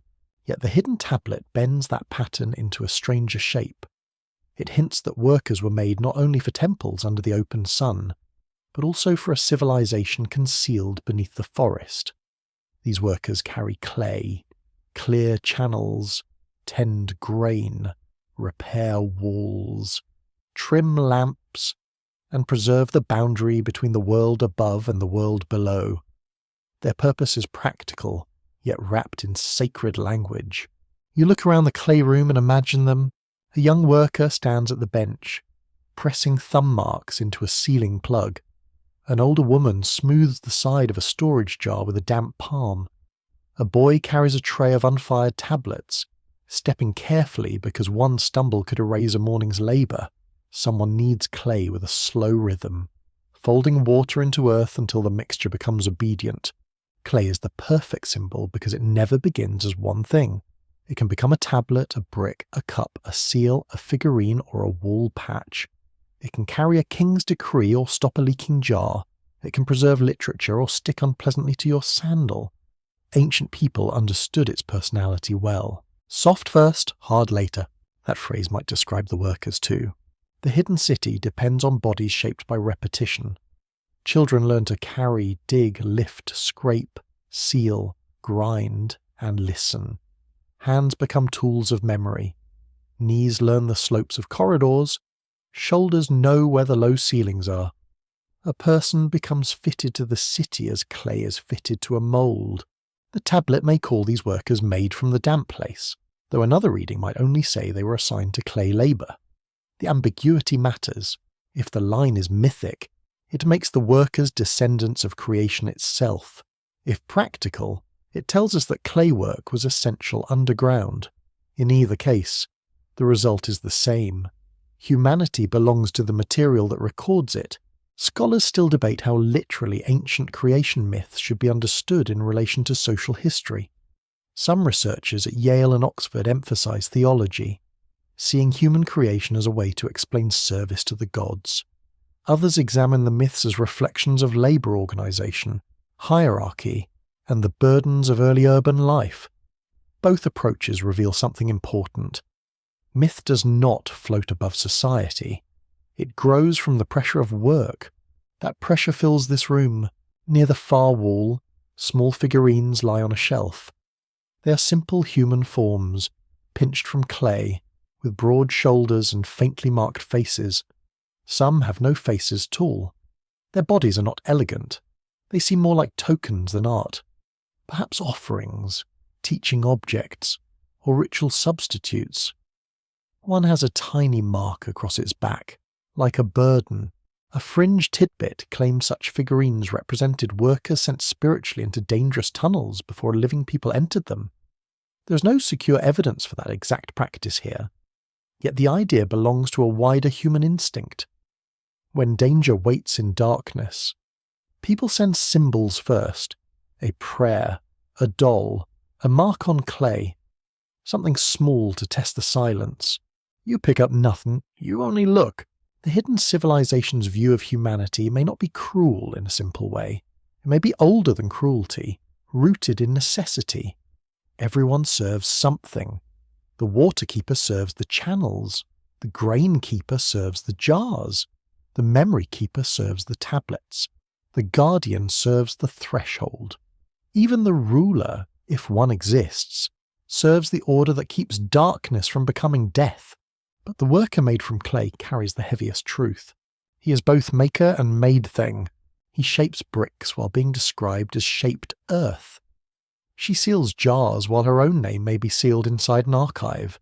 They repair walls that will outlast them, if the roots are kind and the water behaves. Their lives pass into the city's maintenance, and the city continues by quietly consuming that labour.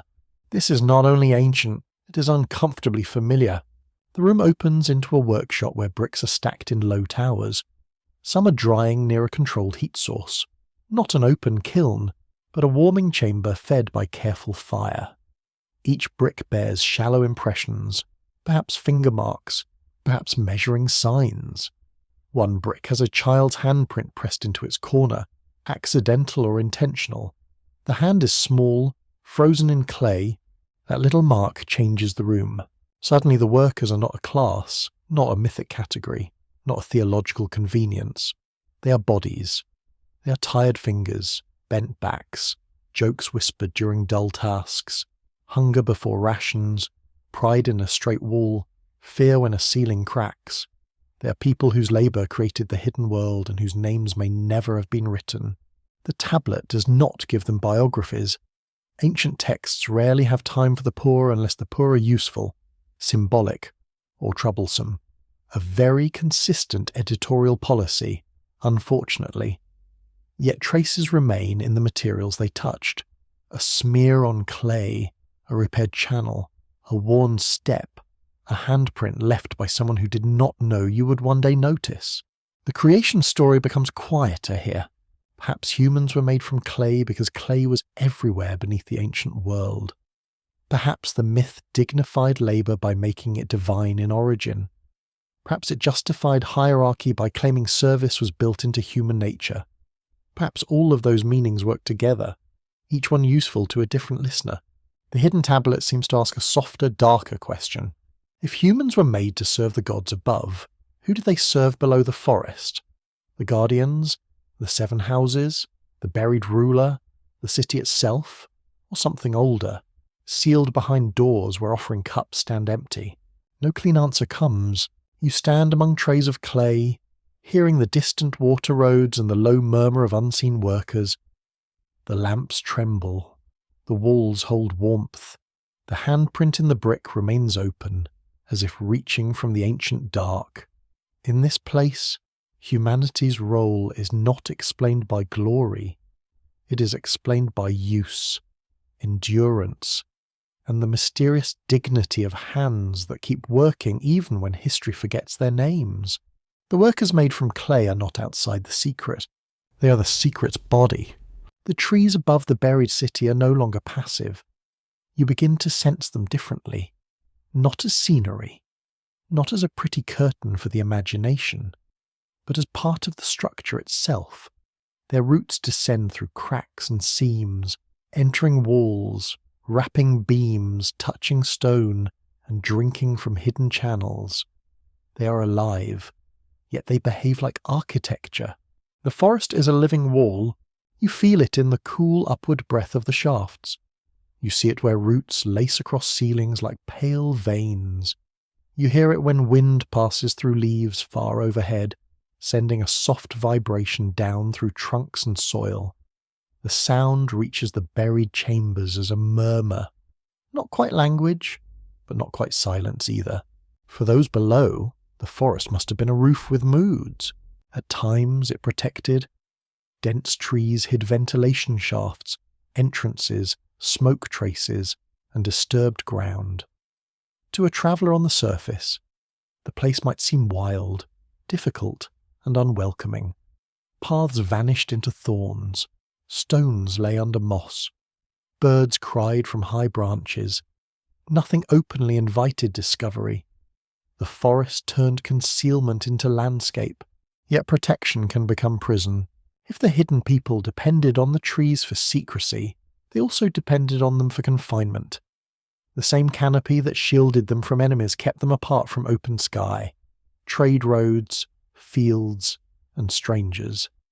The same roots that held soil in place could split walls, block passages, and drink water meant for storage. A living wall does not obey forever. That is the trouble with using nature as a guard. Nature has its own career. Mainstream archaeology and environmental history both confirm that ancient societies constantly negotiated with changing landscapes. Research from Stanford, Yale, and major scientific journals has shown that climate shifts, river movement, soil salinity, deforestation, and resource pressure influence the rise and decline of early complex societies. Human systems are never separate from their environments. They are tangled inside them. The hidden forest civilization makes that fact intimate. Imagine the surface trees during the dry season. Leaves dull with dust, bark cracks slightly, the air thickens with heat. Below, water keepers listen anxiously for slower flow. Grain keepers inspect sealed jars. Fire keepers reduce lamp use. The 7 houses tighten their routines, and the guardians watch access points more carefully. The forest that protects them now drinks from the same hidden life. Then imagine the rains. Water drums on leaves, runs down trunks, gathers in hollows, and sinks through soil. Roots swell. The earth loosens. The buried ceilings darken with damp. Channels fill too quickly. A passage that held for generations begins to weep muddy water. The forest offers abundance, but abundance is not always mercy. Too much life can be dangerous. The tablet seems to understand the forest as both veil and boundary. A damage phrase may describe the trees as standing over the mouth, though another reading could make it growth at the entrance. Either way, the image is powerful. The forest does not merely hide the underground world. It marks the border between visible history and concealed memory. In Sumerian imagination, wild places often carried divine or dangerous significance. Forests, mountains, marshes, and distant lands lay outside the ordered city, yet they supplied what cities needed. Timber came from beyond the plain. Stone came from elsewhere. Metals travelled through long networks. The city depended on what it could not fully control. That dependence is wonderfully inconvenient. A quirky fringe tidbit claims that the hidden people planted certain trees above sealed chambers so their roots would lock the stones together. No solid evidence supports that exact practice. Yet the idea has a strange architectural poetry. Builders have used living plants as markers, barriers, and stabilizers in many cultures. Whether true or not, The image reveals how easily a forest can become a collaborator in secrecy. You enter a vertical chamber where roots have taken complete possession of one wall. They fall from above in thick ropes and fine threads, some dry, some glistening. The stone behind them is barely visible. Someone long ago built a low barrier to keep the roots from reaching the central floor, but the barrier has cracked. A few roots cross it like patient invaders. Near the base, small offerings have been placed in clay cups, seeds, ash, and something that may have been resin. The people below may have honoured what endangered them. That is not contradiction. It is ancient realism. A farmer prays for rain that may flood his field. A sailor honours the sea that may drown him. A buried city might honour roots that protect, feed, damage, and entangle its world. Reverence often begins where control ends. The forest's role may have changed across generations. At first, it could have been shelter chosen deliberately. Later, it became identity. Later still, perhaps it became sacred law. Children born below might hear that the forest above was not simply trees, but the first guardian, the great covering, the green seal placed over their people by powers older than kings. The story would grow around the fact. Scholars continue to debate how environmental features become sacred in ancient texts. Some researchers at Oxford and Harvard view sacred landscapes as symbolic systems created by ritual and memory. Others emphasize practical relationships with water, timber, animals, and territory that later gain religious meaning. Both positions speak well to the hidden city. A forest can be useful first, holy later, and terrifying all along. You move through another passage where the roots make a low ceiling even lower. They brush your hair. The sensation is delicate but not comforting. You understand why surface people might fear such a place. The boundary between built and grown has disappeared. Walls breathe. Ceilings drink. Shadows move when leaves move. The city seems less constructed than inhabited by the forest itself. This living wall also changes memory. Stone ruins in open country can be seen, measured, named, and claimed. Forest ruins are swallowed into stories. A broken stair becomes a fox den. A ventilation shaft becomes a sacred hollow. A paved court becomes a clearing where no grass grows properly. People forget the builder, then remember the strangeness, then make a tale to protect the feeling. That may be how the tablet's forbidden rumour survived. Not through a clear map, through unease. You imagine a surface traveller approaching the forest edge at dusk. The air smells of resin, mud, and crushed leaves. The trees stand close together, their trunks dark against a fading red sky. He has heard that no one should cut wood from the central grove. He has heard that smoke sometimes rises from leaf beds after rain. He has heard that if he sleeps beneath certain branches, he will dream of people speaking under the ground. He laughs, naturally. Then he walks around the place. The forest protects itself through inconvenience and reputation. It does not need walls when fear can guide feet away. It does not need soldiers when paths vanish, and stories do the patrolling. The hidden civilization may have relied on that. Over time, superstition became camouflage. A sacred taboo is cheaper than a fortress. Still, the relationship is fragile. Trees die, fires spread, storms uproot trunks and tear open soil. A single fallen giant could expose a shaft or crack a chamber. A drought could thin the canopy. A hungry surface king could send men for timber, caring nothing for old warnings. The living wall is powerful but never permanent. The tablet's unease may come from this truth. Beneath all its hints of order, houses, keepers, workers, and channels, there is the fear that the covering might fail. The forest is not just protection. It is the seal on the secret. If it opens, the hidden world becomes visible. If it burns, the city suffocates. If it grows too deep, the chambers collapse. The forest gives life by keeping the secret buried. It threatens life by continuing to live. You stand beneath one of the shafts and listen to the leaves far above. Their sound is faint, like a sea you cannot see. The roots around you tremble almost imperceptibly. In that trembling, the buried city seems connected to every bird landing above, every rainstorm passing through, every season that thickens or thins the green wall. The hidden civilization is not beneath the forest in a simple way. It is inside the forest's body.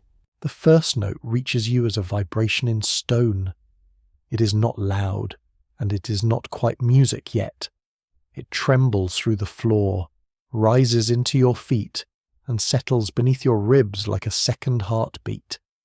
Then another tone answers it from deeper within the buried chambers. Slowly, carefully, the hidden city begins to sing without moonlight. You follow the sound through a passage lit by covered lamps. The air smells of warmed oil, crushed herbs, damp wool, and resin smoke. Someone has scattered fine sand across the floor, muting footsteps. The walls have been washed with pale clay, and faint bands of red pigment curve along the passage like a river drawn in earth colour. Every surface seems prepared for quiet attention. A ceremony is beginning. The court ahead is larger than the others, but still low enough to make the body remember humility. Stone piers support the roof. Roots hang between them in slow curtains, some wrapped with threads, others touched with white clay. Lamps stand in shallow niches at different heights, their flames arranged to imitate a pattern the people cannot see above them. Perhaps stars, perhaps something older than stars. In the centre rests a circular platform of packed earth, smooth from generations of feet. Around it sit 7 low seats, one for each rooted house. No throne rises above the others. No ruler dominates the arrangement. The order here is measured, shared, and watchful. People enter in silence, carrying bowls, cords, tablets, small jars, and folded cloth. The hidden city gathers itself by ritual. In ancient Mesopotamia, festivals and temple ceremonies helped bind communities to divine order, agricultural cycles, kingship, and memory. Scholars from Chicago, Yale, and the University of Pennsylvania have shown that offerings, hymns, processions, meals, and sacred objects formed part of the public rhythm of city life. Ritual was not an ornament added to society. It was one of the ways society understood itself. Underground, that rhythm must change. There is no moon to mark the night, no horizon to receive the rising sun, no broad temple courtyard open to crowds and sky.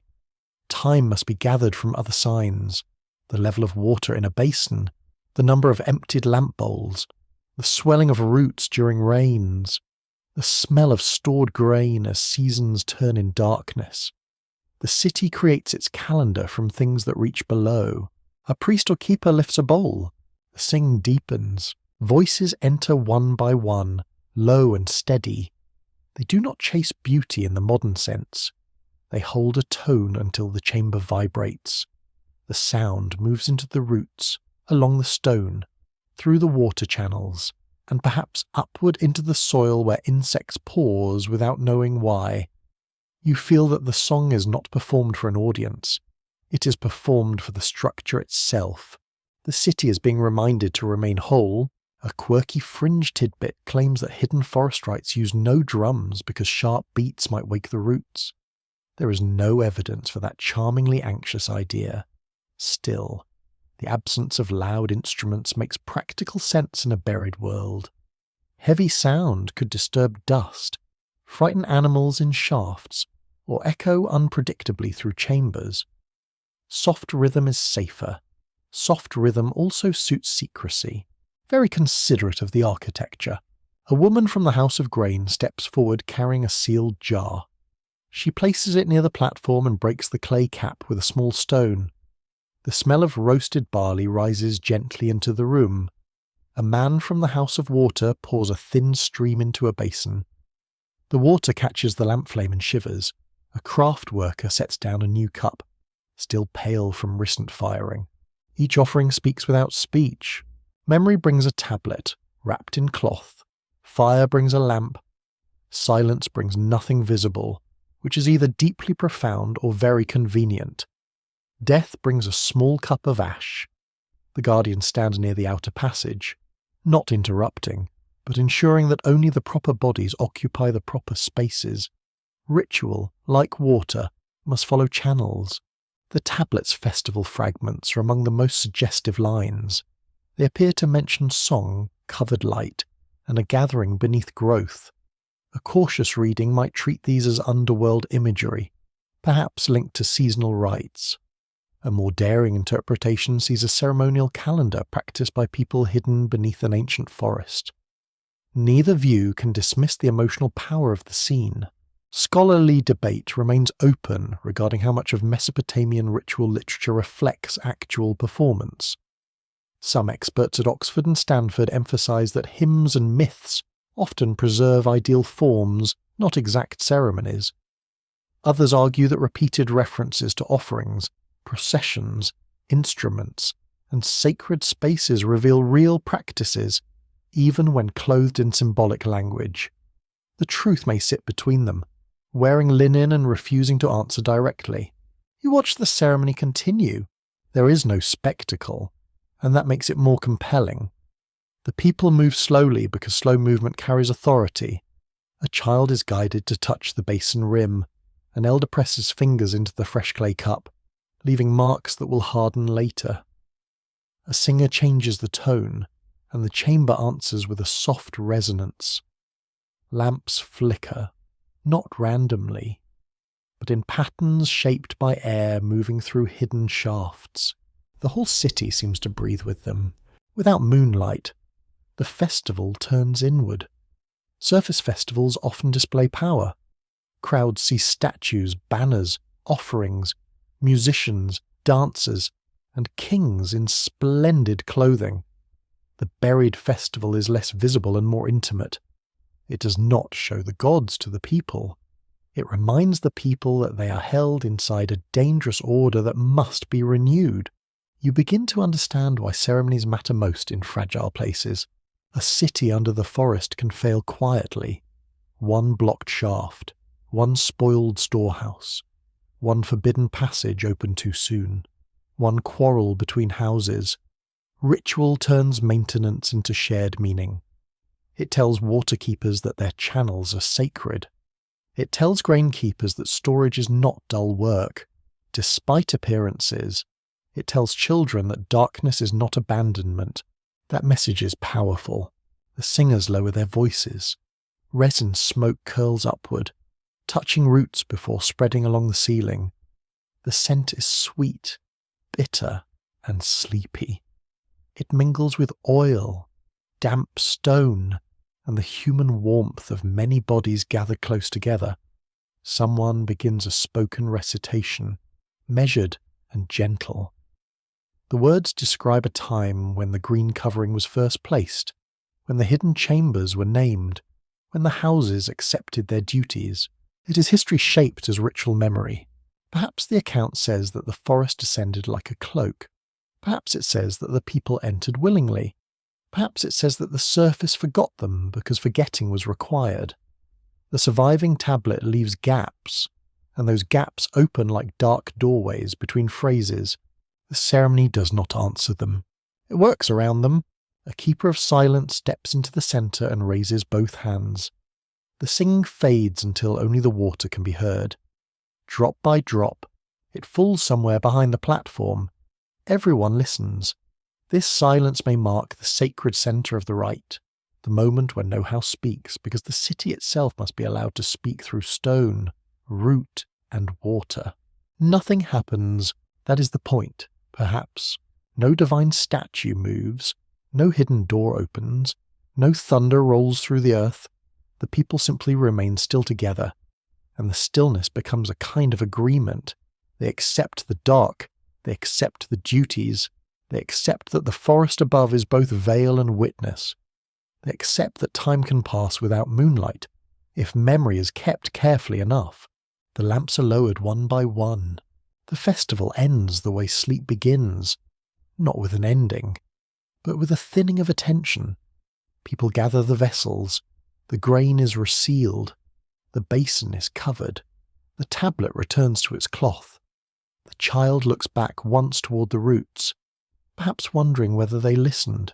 You remain in the dim court as footsteps fade into passages.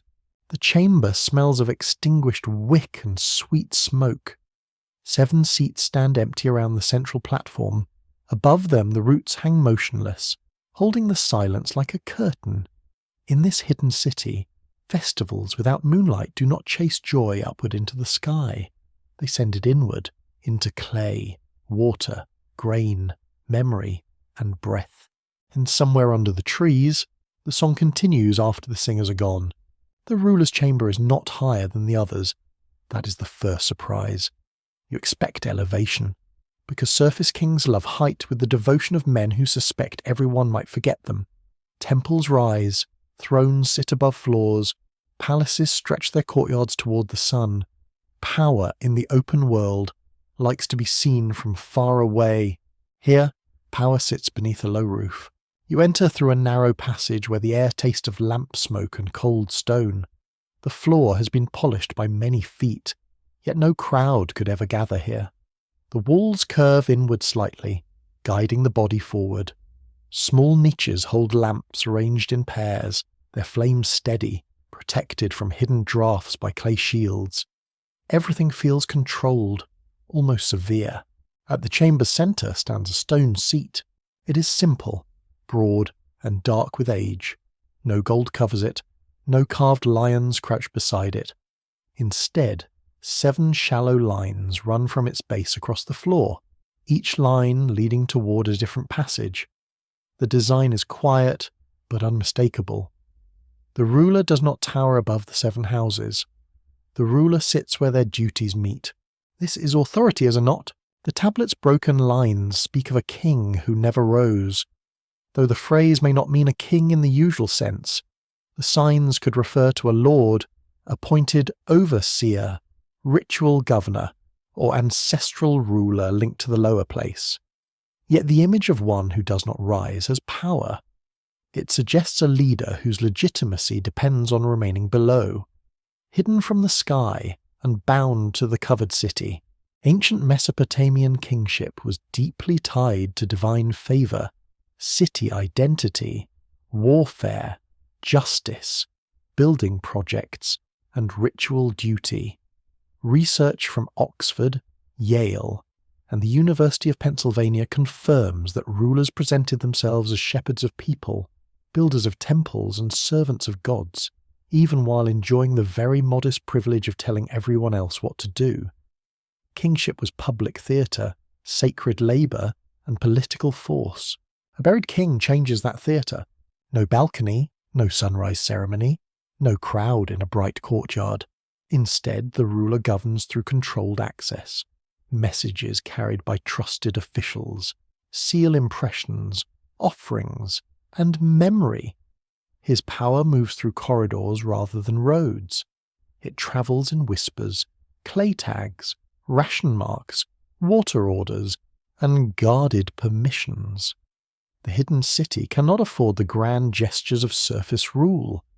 It needs decisions that keep the chambers alive. The king who never rose may have been less like a conqueror and more like a custodian. That does not make him gentle. Custodians can become tyrants when the keys are scarce. A ruler controlling water access, grain stores, ventilation passages, and forbidden doorways would hold frightening authority. Disobedience would not merely threaten law, it might threaten breath, hunger, and darkness itself. Below the forest, politics becomes physical. A bad command is not a slogan, it is a sealed passage. You stand before the stone seat and notice a shallow bowl carved into one armrest. It is blackened inside, perhaps by oil, ash, or repeated burning of incense. On the other armrest, faint scratches form a pattern like tally lines. The ruler's seat may have witnessed judgments, ration decisions, oaths, inheritances, and ritual renewals. Not glamorous, perhaps. But history is mostly administration wearing different hats.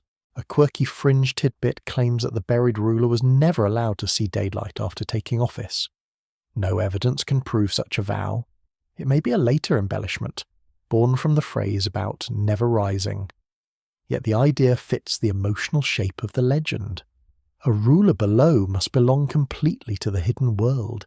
If he steps into the open sky, perhaps the pact breaks. You imagine the coronation, if it can be called that. No crown glitters under sunlight.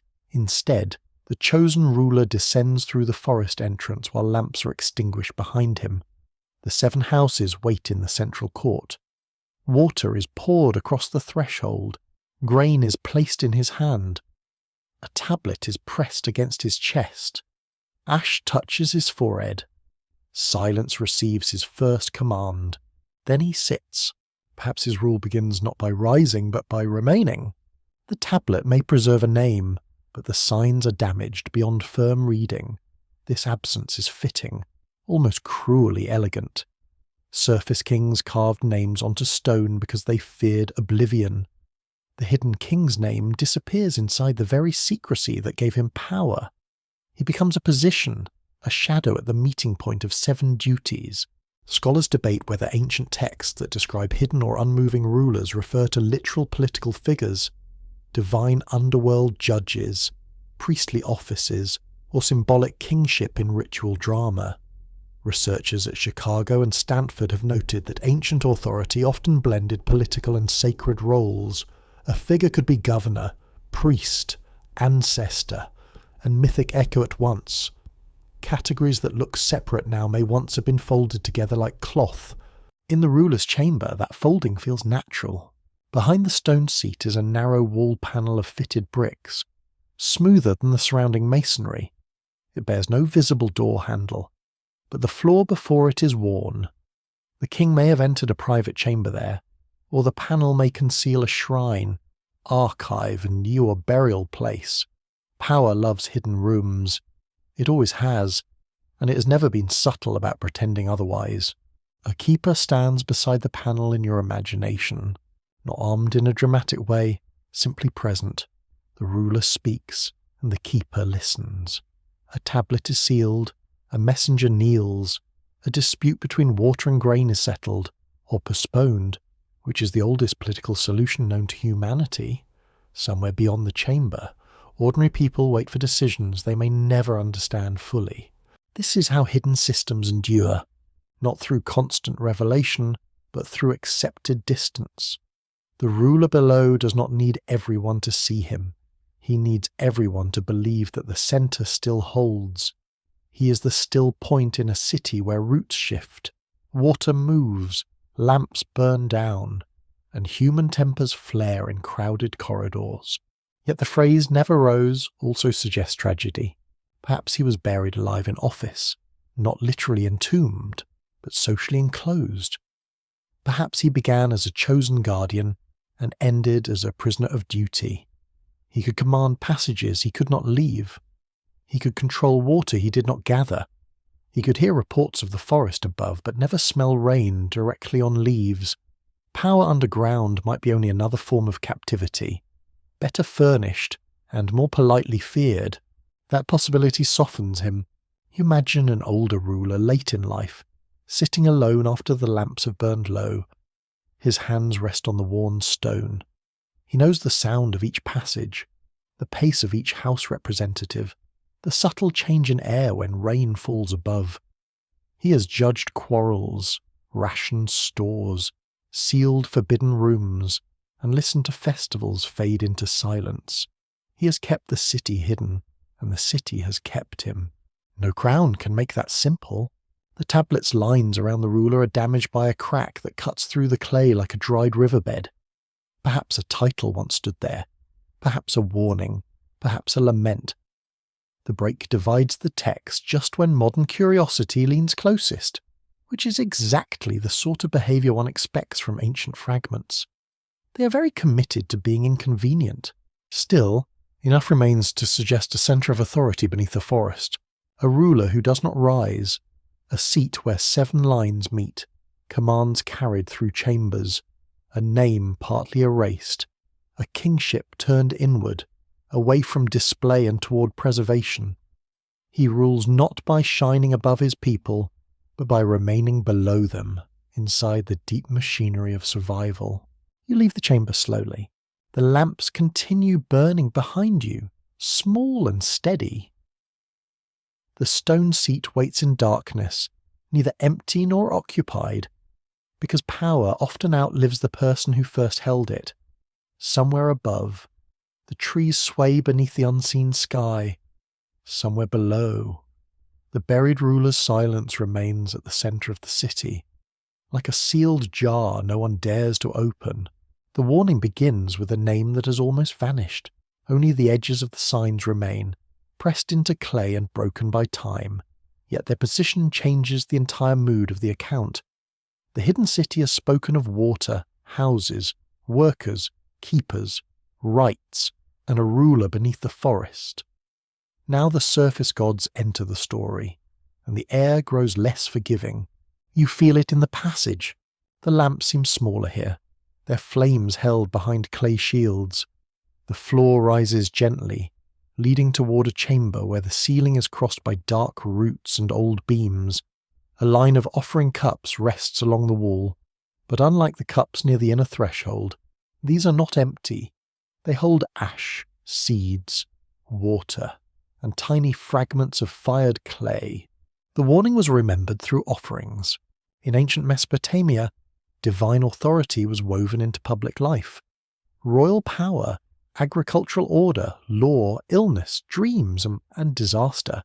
Scholars from Yale, Chicago, and the University of Pennsylvania have shown that gods were not distant abstractions. They owned temples, received food, commanded rituals, and shaped how communities explained catastrophe. To anger a god was not a private matter. It was a civic emergency with paperwork. The tablet's surface names are damaged, but the structure suggests a pact. The buried civilization exists beneath the covering, yet it does not exist beyond divine notice. Its hiddenness is permitted, restricted, or perhaps punished. The people below may live under the forest only because an ancient command placed them there, or because the surface world agreed not to disturb them. That difference is enormous. If the hidden city was protected by the gods, then the forest is a sacred veil. If it was punished by the gods, then the forest is a living sentence. If it was bound by a pact, then every root and threshold becomes part of a contract older than any surviving ruler. The tablet does not decide cleanly. Of course it does not. Ancient clay enjoys ambiguity with admirable dedication. You stand before a wall where faint marks have been painted in red and black. They are not full scenes, only traces. A rising line may represent water. A dark band may represent earth. A cluster of strokes above them may be trees, flames, or divine signs simplified for ritual use. Beneath the marks, 7 cup hollows have been cut into a stone shelf. Each hollow has a dark stain inside, left by repeated liquids poured and dried across generations. Here the hidden city remembers danger from above. Flood memory haunts Mesopotamian tradition. The region's rivers could bring fertile silt, but also destructive inundation. Ancient stories of overwhelming floods appear in several Mesopotamian compositions, and mainstream scholarship has long examined how real river behaviour, mythic imagination, and royal ideology intertwined. A flood could be event, warning, punishment, renewal, and memory all at once. The hidden tablet seems to carry a flood shadow. A line near the warning may speak of waters that entered the mouths below, though the phrase is uncertain. Another damaged section may describe doors sealed against a rising force. The images suggest that the buried city feared not only discovery from the surface, but disaster entering from it. Rain, flood, and divine anger might descend through the same openings that brought air and life. The forest could hide them. It could not save them from everything. A quirky fringe tidbit claims that the surface gods forbade the hidden people from cutting living roots, because each root was considered a divine finger. No firm evidence supports this exact belief, yet the image feels strangely fitting. If roots protected entrances and held ceilings, harming them would be practical folly and sacred offence together. Ancient rules often worked best when common sense arrived dressed as divine command. Very persuasive clothing, honestly. The warning chamber holds a sealed basin. Its lid is a flat stone, heavy and dark, with a small hole at the centre. Offerings could be poured through it without opening the vessel below. This suggests a ritual of controlled contact. Water enters, but the container remains closed. Speech reaches the gods, but the boundary is not violated. That is the logic of the pact. Contact without exposure, worship without freedom, protection without trust. You imagine representatives of the 7 houses gathered here during a season of fear. The water has risen too quickly. Dampness has entered grain rooms. A shaft above has collapsed under roots loosened by rain. People whisper that the surface gods are displeased. The ruler sends for the keepers. The House of Silence orders the rumour contained, because panic travels faster than water when corridors are narrow. Then the offerings begin. Grain from the dry store. Clean water from the safest cistern. Ash from the controlled fire. A small tablet bearing a request or confession. Perhaps a lock of hair. Perhaps a broken tool. These things are placed before the painted wall, and the warning is recited in a voice low enough that the city must lean inward to hear. The warning might not be a threat from outside. It might be a rule for survival. Do not rise without command. Do not open the sealed stair. Do not speak the lower names in the surface courts. Do not break the covering. Do not count the hidden houses among the visible cities. The pact preserves separation, and separation preserves life. This gives the forbidden tablet a sharper meaning. A text becomes forbidden not only because it reveals secrets, but because it describes boundaries. It tells who must not cross. It tells what must not be named. It tells which histories must remain parallel, close enough to touch through ritual, yet never joined in ordinary speech. Such knowledge is dangerous because it creates obligations. Scholars debate whether ancient prohibitions in mythic texts reflect real cult restrictions, political secrecy, ritual taboos, or literary drama. Researchers at Oxford and Stanford often emphasize that forbidden knowledge into ancient literature can protect social order as much as hide scandal. Others note that restrictions around sacred places, names, and objects were common across ancient cultures. The debate remains open, but the emotional logic is clear. Some truths were believed to harm the careless listener. You feel that logic now. The warning chamber is not frightening because it is violent. It is frightening because it is calm. Its cups are arranged. Its stains are old. Its basin is sealed. Nothing here suggests panic. Instead, it suggests repetition. The warning was not spoken once. It was renewed, season after season, whenever the city remembered its dependence on powers beyond stone and root. The surface gods may have been the gods of known temples, rivers, storms, and sky. To the hidden people, those gods would arrive indirectly, through rain, seepage, tremor, and rumour. A storm above could become divine speech below. A flood could become judgment. A dry season could become rejection. The underground world would interpret heaven through consequences. That is a lonely theology. To worship a sky one rarely sees requires imagination and fear. To obey gods whose temples stand in distant surface cities requires memory and mediation. The hidden civilization may have carried small versions of surface rituals downward, reshaping them for darkness. Offerings became quieter. Processions became corridor movements. Sacred display became sealed exchange. The warning then is also a bridge.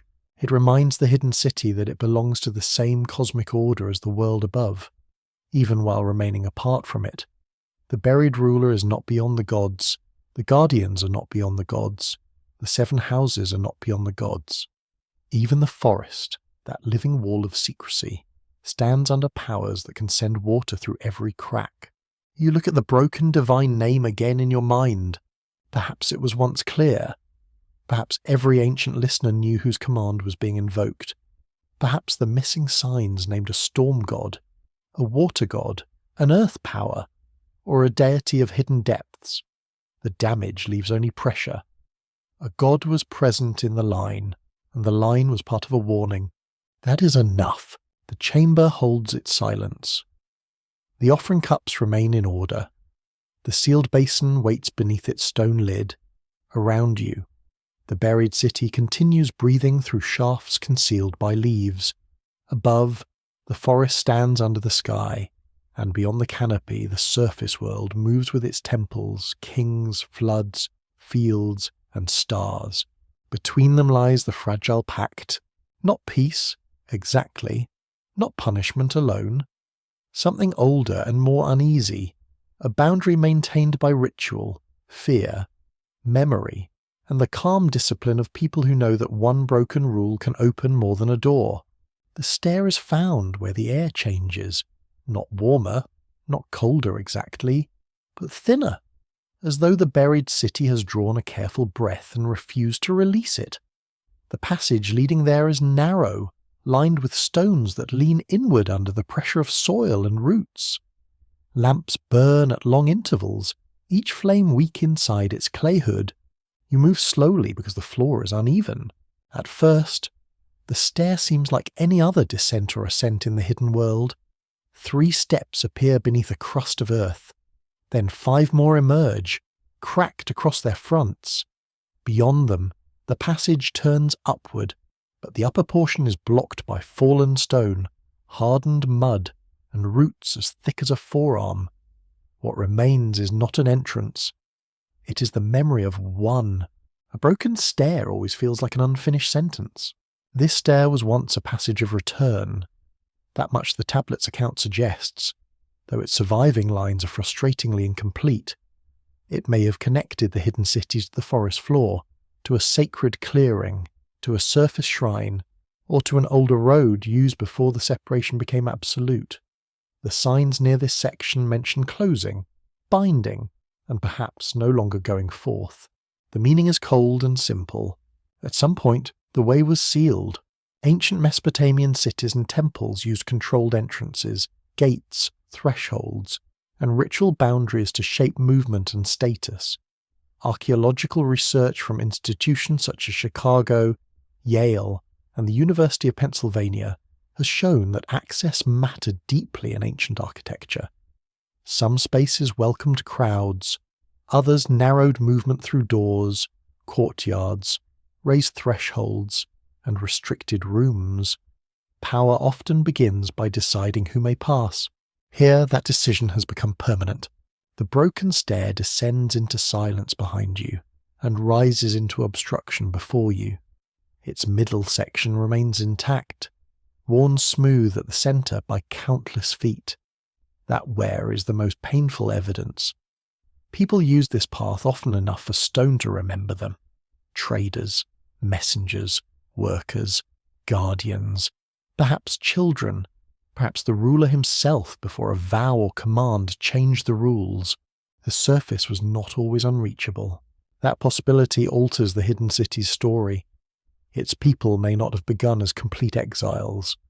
They may have moved between worlds for generations, carrying grain, timber knowledge, ritual messages, or goods that left no proud inscriptions.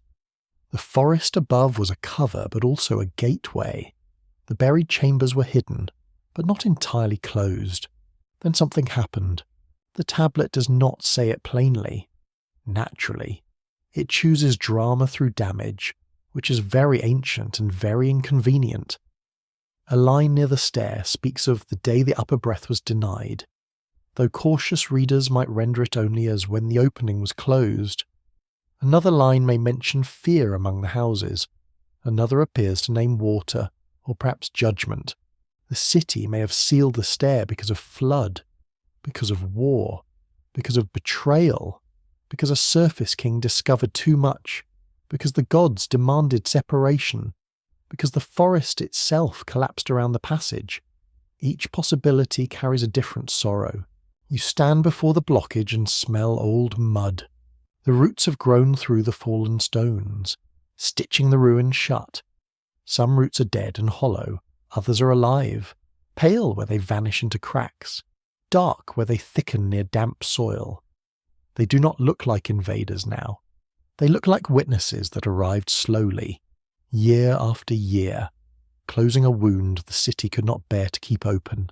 A quirky fringe tidbit claims that the last person to ascend the stair left a lamp burning at the top, and that its smoke stained a tree hollow for 7 generations.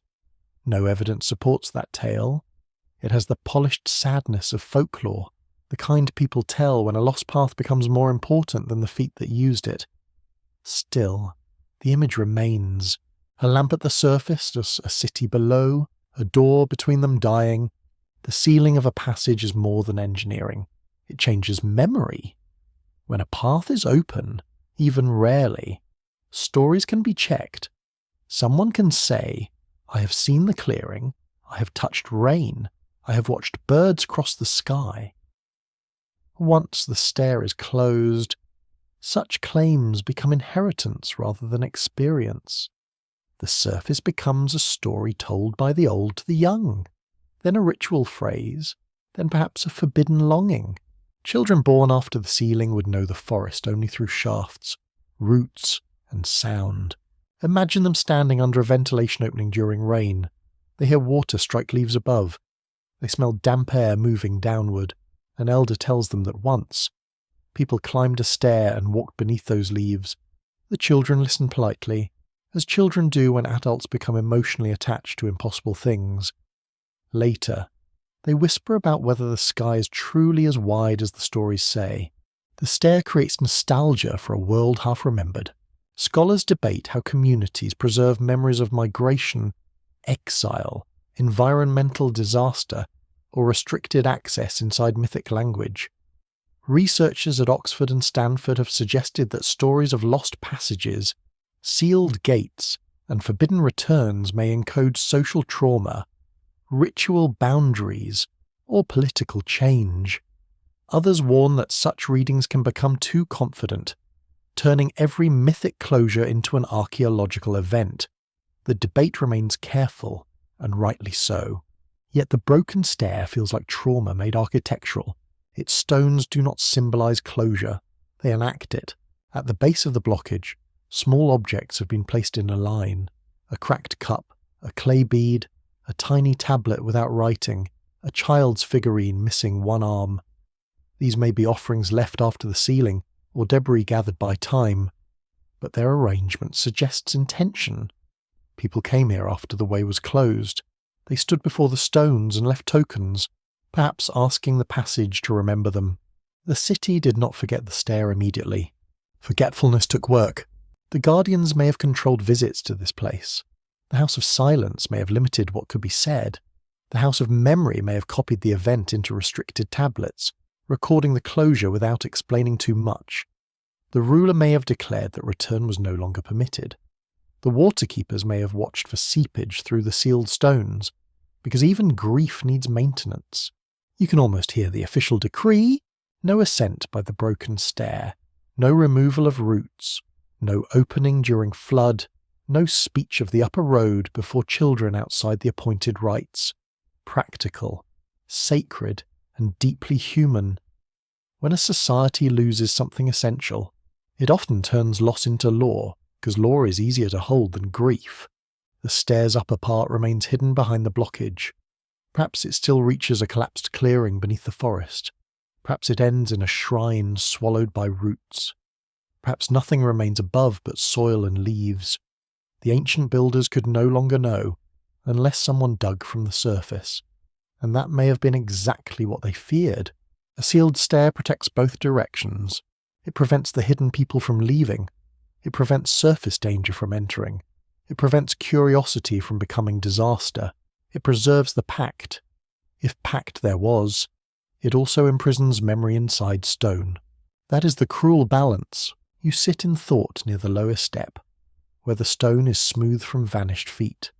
The lamp beside you burns quietly. The air from the blockage is faint, barely moving. Somewhere behind the stones, water may pass through tiny cracks. Somewhere above, leaves may lie thick over the place where the stair once opened. The hidden civilization now feels more fragile than mysterious. It has lost a path. It has adapted to loss. It has taught itself that closure is safety, and perhaps even holiness. Yet the worn stones remain, contradicting the official silence. They say there was movement once. They say the city was not always sealed.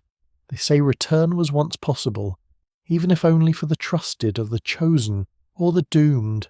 You rise and step back. The broken stair remains in the lamplight, neither fully buried nor usable. It is not a road anymore.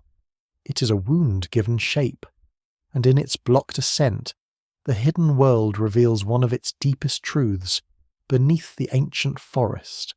Survival may have depended not on discovering a secret, but on agreeing never to return the way they came. The tablet reaches the modern world without a clean story. That is the first problem, and it is a large one. Objects with perfect histories are already difficult enough. Objects with uncertain paths arrive carrying dust, damage, ambition, and the quiet suspicion that someone, somewhere, has made the past more profitable than it ought to be. You stand again in a reading room. The forest is gone from sight, but not from thought. Around you are drawers, catalogues, photographs, gloves, lamps, and careful labels. The air smells of paper, wood polish, and old clay. A scholar places the tablet under angled light and turns it slightly.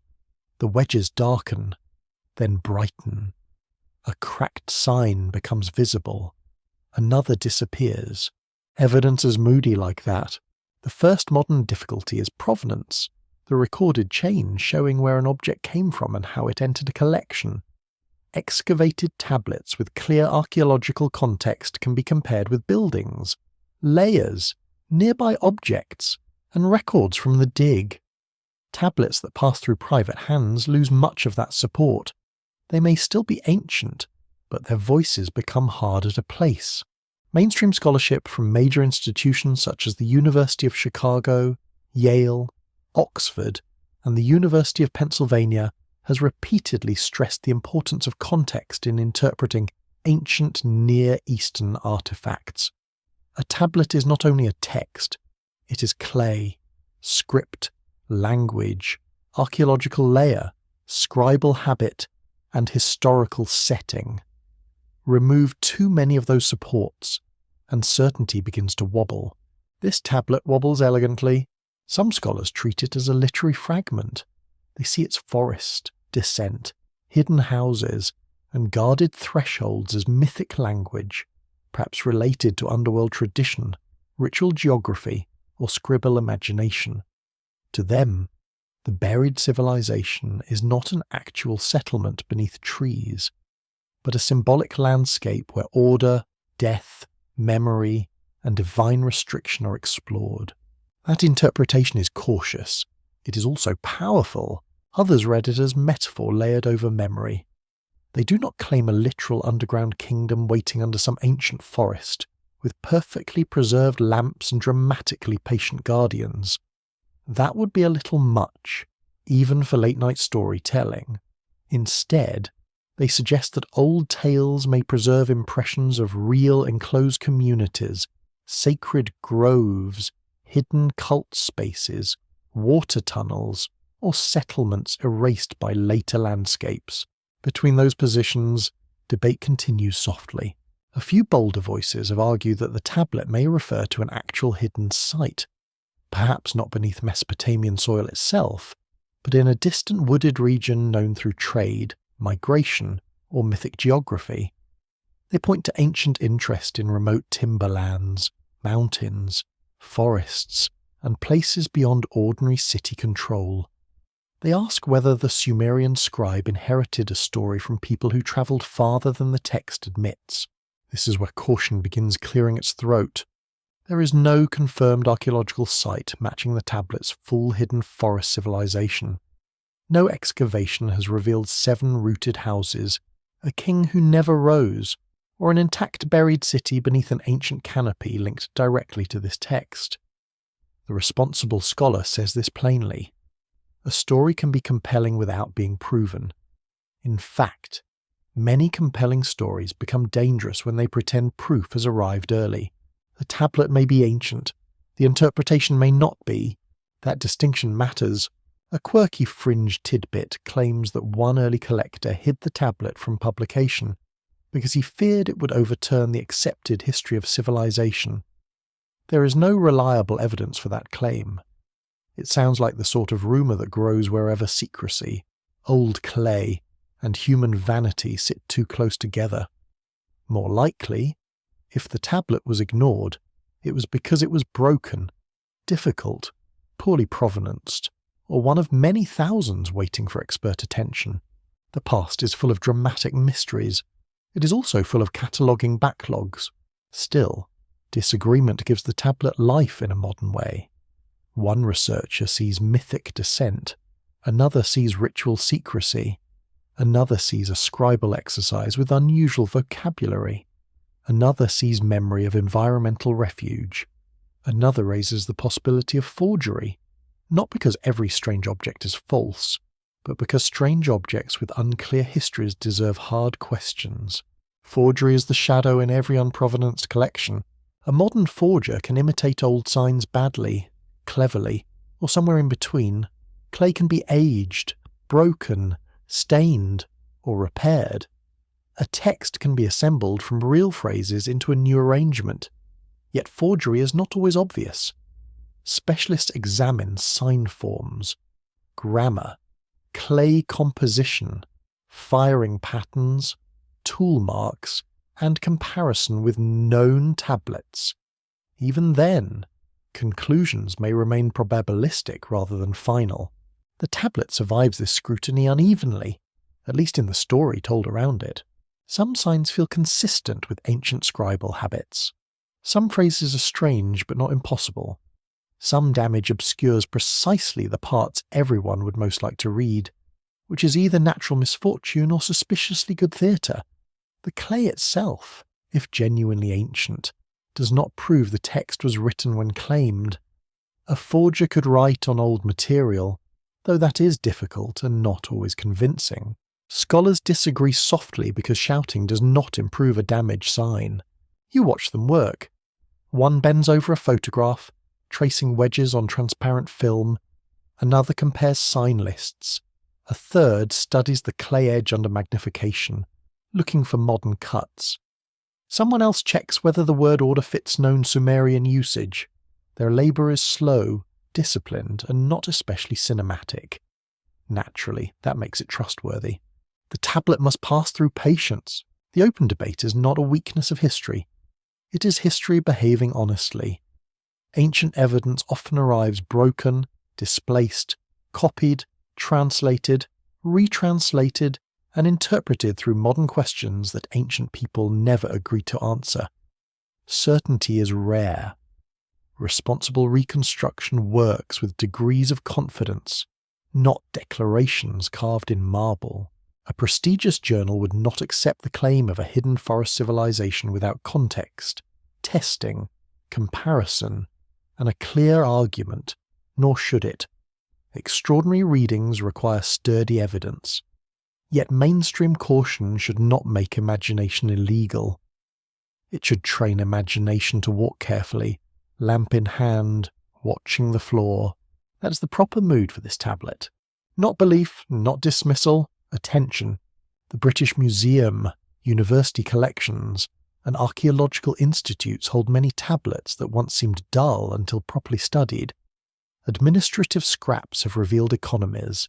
School exercises have revealed education. Broken myths have reshaped understanding of ancient religion. A modest fragment can matter deeply when placed correctly. The question is whether this tablet can be placed at all. Its difficulty becomes part of its meaning. Perhaps the hidden civilization is not hidden beneath a physical forest, but beneath layers of scholarly caution, missing context, and damaged translation. Perhaps the forbidden quality lies not in a suppressed truth, but in the discomfort it creates. It refuses to sit neatly as myth, record, fantasy, or forgery. It remains between labels, like a door partly blocked by roots. You can almost hear the scholars in the room. One says the forest is symbolic. Another says the water terms are technical. Another says the 7 houses are literary structure. Another says the damaged signs cannot bear such weight. Another, more quietly, says ancient people remembered landscapes in ways we have barely learned to read. No one wins the room. The tablet rests under light, unimpressed by everyone. Clay has endured too long to care about academic reputations, and yet the disagreement itself is strangely comforting. It means the past has not been flattened into certainty. It means the fragments still resist possession. It means there is room for wonder, provided wonder does not dress up as proof and start selling tickets. The scholars who disagree softly become guardians of another threshold. They stand between romance and evidence, between gullibility and arrogance, between the sleeping listener and the ancient hand that pressed those wedges into clay. Their task is not to kill the mystery. Their task is to keep it honest enough to remain worth entering. The tablet returns to its drawer. The light switches off. The room settles. Outside, the modern world continues with traffic, messages, bright screens, and people certain of things they have barely examined. Inside the drawer, the clay fragment keeps its damaged forest, its lower chambers, its possible warning, and its stubborn refusal to become simple. Perhaps that is why it still feels forbidden, not because someone hides it, but because it asks you to accept uncertainty without turning away. The pattern does not remain buried in one tablet. It travels, as patterns often do, shedding names, changing clothes, crossing languages, and appearing when no one expects it. A hidden civilization under a forest becomes, in another age, a sleeping kingdom under a hill. A sealed stair becomes a forbidden cave. Guardians beneath roots become watchmen at bronze doors, black gates, holy wells, or mountain thresholds. Stories migrate quietly. You feel that migration like a slow current beneath the floor of history. The details alter, but the shape survives. There is a world above, where ordinary people live under the sun. There is a world below, older, guarded, and difficult to reach. Between them stands a boundary that may open only during crisis, ritual, dream, death, or mistake. This structure appears across many cultures, though each gives it a local voice. Ancient Near Eastern traditions often imagined layered worlds, sacred mountains, underworld roads, divine courts, and distant lands beyond normal human reach. Research from Oxford, Yale, and major ancient history departments has shown that underworld journeys and hidden realms were not mere entertainment. They expressed ideas about kingship, mortality, fertility, divine order, and the limits of human knowledge. The Hidden Forest story belongs to that broad family, even if its exact form remains elusive. You notice its echoes first in tales of descent. Heroes, gods, and messengers travel below the earth, entering places ruled by different laws. They pass gates, answer guardians, give offerings, lose power, or gain forbidden knowledge. The underworld is never simply a basement. It is a jurisdiction. It has rules, officials, entrances, punishments, and memory. They are organized for somewhere everyone claims not to visit. The Sumerian and Akkadian worlds preserved famous descent traditions, where divine figures entered the realm below and found themselves stripped of surface authority. These stories remind the listener that no rank remains untouched by the lower world. Goddess, king, shepherd, warrior, and servant all move beneath the same shadow eventually. That universal descent may have shaped how later cultures imagined hidden civilizations below visible life. Yet the forest element adds another layer. Forests in later legends often guard sleeping or vanished peoples. Medieval stories speak of kings beneath hills, armies waiting underground, holy groves hiding entrances, and enchanted woods that confuse travellers. In some European traditions, a ruler sleeps beneath a mountain until the world needs him again. In other tales, subterranean people borrow tools, exchange goods, or appear at night near ancient stones. The details are different. The feeling is familiar. A world is not gone if it is hidden. You wander in thought through many landscapes now. A misty hill where shepherds hear music from under grass. A sacred grove where no tree may be cut. A cave mouth sealed by stone. A deep well where voices answer at certain seasons. A ruined temple half swallowed by vines. Each place offers the same invitation and refusal. Come closer, do not enter. The hidden civilization beneath the ancient forest becomes one face of a much older human intuition. The visible world is not the whole world. The ground keeps records. The dead remain near. The old kingdoms may not have vanished completely. They may have descended into sleep, taboo, ritual, or landscape. This intuition is not evidence, but it is important. A quirky fringe tidbit claims that wandering storytellers once carried fragments of Near Eastern underworld lore into distant forest legends, hiding Sumerian memories inside later folk tales. There is no direct proof for such a tidy chain. Stories rarely travel with passports and helpful labels. Yet trade, migration, conquest, translation, and religious exchange did move motifs across regions for thousands of years. A motif can travel farther than a king. Scholars debate how to trace such echoes responsibly. Some researchers at Stanford and Cambridge study comparative mythology, looking for recurring structures across cultures, while warning against careless claims of direct borrowing. Others focus on local context, insisting that similar stories can arise independently from shared human experiences, such as burial, caves, darkness, forests, fear, and dreams. Both views have strength. Humans can inherit stories, and humans can reinvent them. The hidden cities pattern thrives in that uncertainty. You consider later underworld cities in imagination and legend. Some are described as bright within darkness, filled with lamps, crystals, or unseen fires. Some are inhabited by ancestors. Others hold magical craftsmen, sleeping armies, lost tribes, or beings older than humans. Their entrances are often concealed beneath trees, stones, lakes, graves, or ruined shrines. Their rulers are distant, wounded, sleeping, or bound by a vow. The king who never rose has many cousins. So do the 7 houses. Later legends often organize hidden peoples into courts, clans, guilds, circles, or orders. There are smiths under hills, water spirits guarding wells, silent monks in mountain caves, and ancestral councils beneath burial mounds. These systems make hidden worlds feel believable, because a society without structure becomes only mist. Give it rules, and it begins to breathe.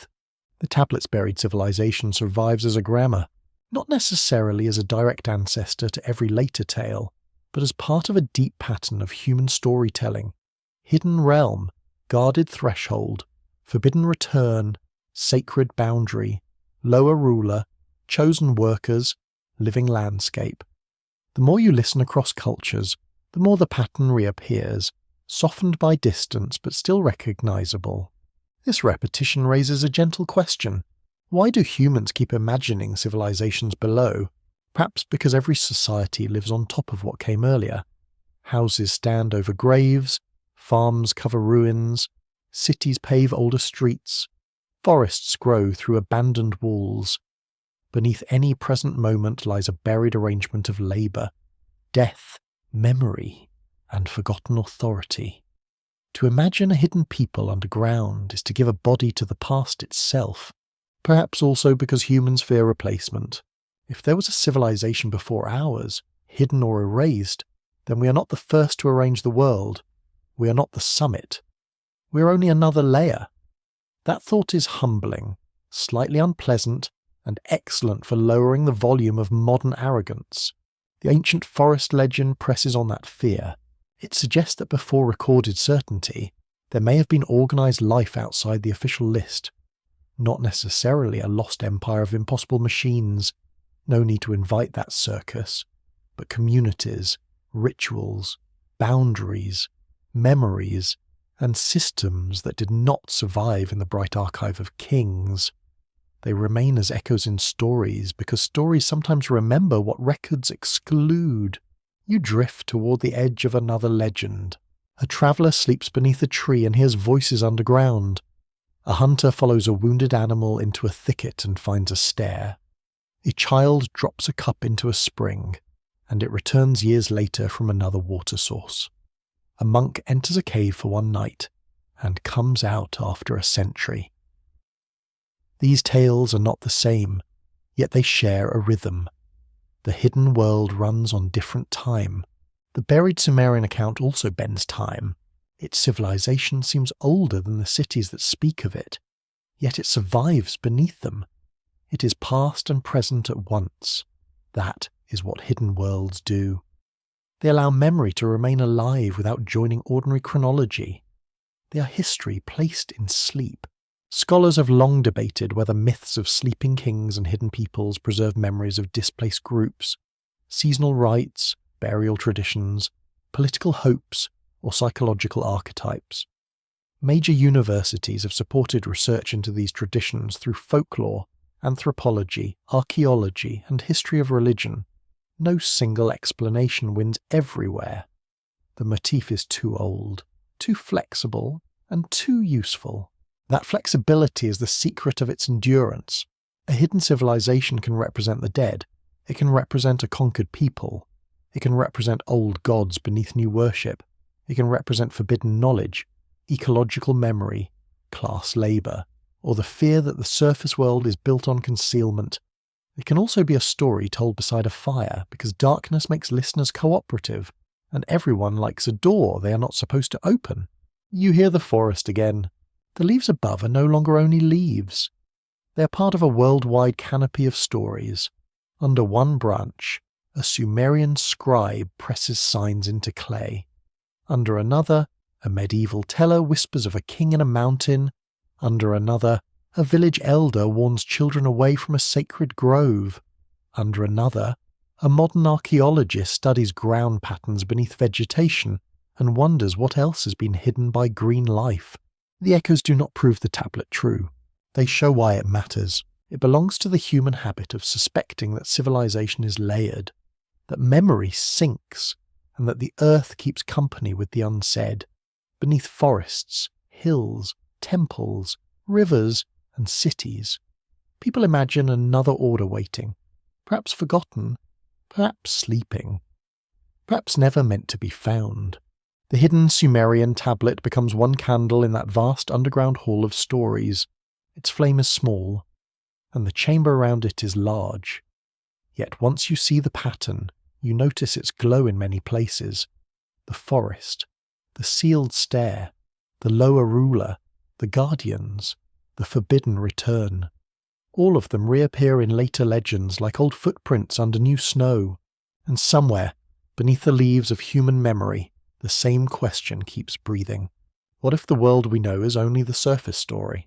The most powerful part of the tablet is not what survives, it is what does not. The broken spaces pull at your attention more strongly than the visible signs, because absence has a talent for becoming enormous. A missing name can feel heavier than a preserved one. A damaged line can hold more fear than a complete sentence. You look at the gaps and feel them looking back. The clay has lost corners, edges, and whole portions of text.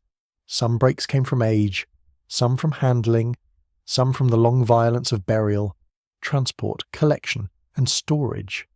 A tablet may survive 4,000 years, only to lose a crucial sign when a careless hand drops it in a modern room. History has a cruel sense of timing. The missing lines begin where certainty would be most useful. They interrupt descriptions of the hidden people. They cut across what may be a divine name. They erase part of the warning near the sealed boundaries. They blur the title of the ruler and swallow a phrase that might explain why the stair was closed. Each gap feels suspicious, though suspicion is not proof. Broken clay does not need a conspiracy to be irritating. Still, the pattern troubles you. What the tablet never says becomes a second text beneath the first. It never clearly gives the location of the forest. It never explains whether the buried civilization was chosen, punished, protected, or forgotten. It never tells whether the surface cities feared the hidden people, depended on them, or merely inherited rumours from older generations. Most strangely, it never names the final thing guarded below. That omission sits like a stone in water. Mainstream study of ancient texts teaches that gaps must be handled with restraint. Scholars at Oxford, Yale, Chicago, and the University of Pennsylvania have long emphasized that damaged manuscripts cannot be filled by desire. Comparative examples can help. Grammar can narrow possibilities, and repeated formulas can suggest restorations. Yet the blank space remains a blank space. Honest scholarship must let some silence stay silent. The storyteller, of course, finds this deeply inconvenient, but the silence is useful. Ancient scribes sometimes omitted names deliberately. Sacred names could be restricted. Dangerous rituals could be hinted at rather than written plainly. Political embarrassments could be softened. Earlier copies could already be damaged, causing later scribes to preserve uncertainty instead of invention. A missing detail does not always mean suppression. Sometimes it means fidelity to a broken source. That thought is oddly moving. Imagine a scribe copying an older tablet and reaching a damaged line. He could invent, he could smooth the text, repair the past, make it tidy for future readers. Instead, perhaps he leaves a gap, marks uncertainty, or writes only what remains. In doing so, he preserves not knowledge, but honesty. He lets the wound remain visible. A gap can be a moral act. The Hidden Forest account may contain such wounds. You imagine the missing lines as dark doorways in the clay. One might have named the first founder of the lower houses. Another might have described a surface betrayal. Another might have recorded a flood, a plague, a divine order, or a migration into the covered land. Another might simply have listed rations, which would be less thrilling but probably more useful. Ancient secrets are often administrative, very rude of them. A quirky fringe tidbit claims that the missing lines were scratched away by later priests who feared the lower names. No trustworthy evidence confirms such intentional erasure. The tablet's damage could be entirely accidental. Yet deliberate erasure is known in ancient history, especially when names, images, or claims to power became politically or ritually unacceptable. Humans have always understood that removing a name can be another way of writing. The tablet's damage invites that thought, but does not prove it. You examine the broken edges in your mind. Natural breaks are irregular, with clay layers exposed and mineral stains settling into old cracks. Scraped erasures leave different traces, sometimes shallow abrasion, sometimes changed surface texture, sometimes ghost marks where signs once stood. Without direct examination, no listener should pretend to know. The responsible answer is unsatisfying and therefore probably useful. We do not know. Those 4 words make a quiet room larger. The missing text also changes the hidden civilization emotionally, because it never explains itself completely. It remains beyond possession. You cannot reduce it to a lost city, a pure myth, a ritual metaphor, or a clever forgery without stepping over uncertainty. The blanks defend it. They prevent modern certainty from marching in with clean boots and a very confident diagram. Perhaps that is why the story feels forbidden. It withholds the one thing modern people crave most, which is final explanation. We want the map, the origin, the date, the names, the proof, the conclusion. The tablet gives fragments instead. It says there was a covering, a descent, a people not counted, houses, keepers, warnings, a closed way. Then it breaks. It leaves you at the threshold without a key. Scholars debate whether fragmentary texts should be presented to the public through cautious translation, imaginative reconstruction, or strict technical additions. Some museum specialists worry that dramatic storytelling can mislead listeners. Some educators argue that carefully framed narrative can make ancient material emotionally accessible. The debate matters because broken objects are easily abused by certainty, but easily ignored by caution. Tonight, the safer path is neither denial nor surrender. You stand in the space between The missing lines may hide nothing extraordinary. They may have contained formulaic phrases familiar to every ancient listener. They may have repeated titles, offerings, or ritual instructions.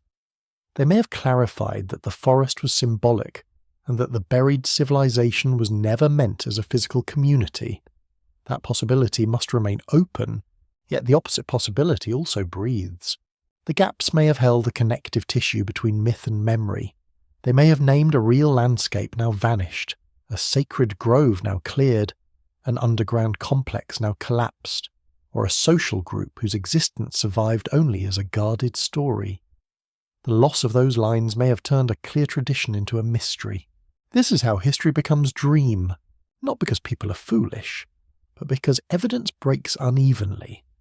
A single surviving passage can preserve the strange and lose the ordinary explanation around it. What remains looks more mysterious than it once was. Time edits documents like a poet with no concern for academic context. The tablet never says who erased the truth, because perhaps no one did. Rain, fire, salt, trade, storage, war, and neglect may have erased it together. Yet human beings are drawn to the idea of a culprit. We prefer someone to blame, an enemy priest, a frightened king, a secret order, a collector with trembling hands. Accident feels too empty for a mystery this deep, but accident rules much of the ancient world. A library burns, and one myth survives because it fell into a corner. A temple collapses, and a humble receipt endures while a royal hymn dissolves. A child's practice tablet remains, while a treaty disappears. Preservation is not justice.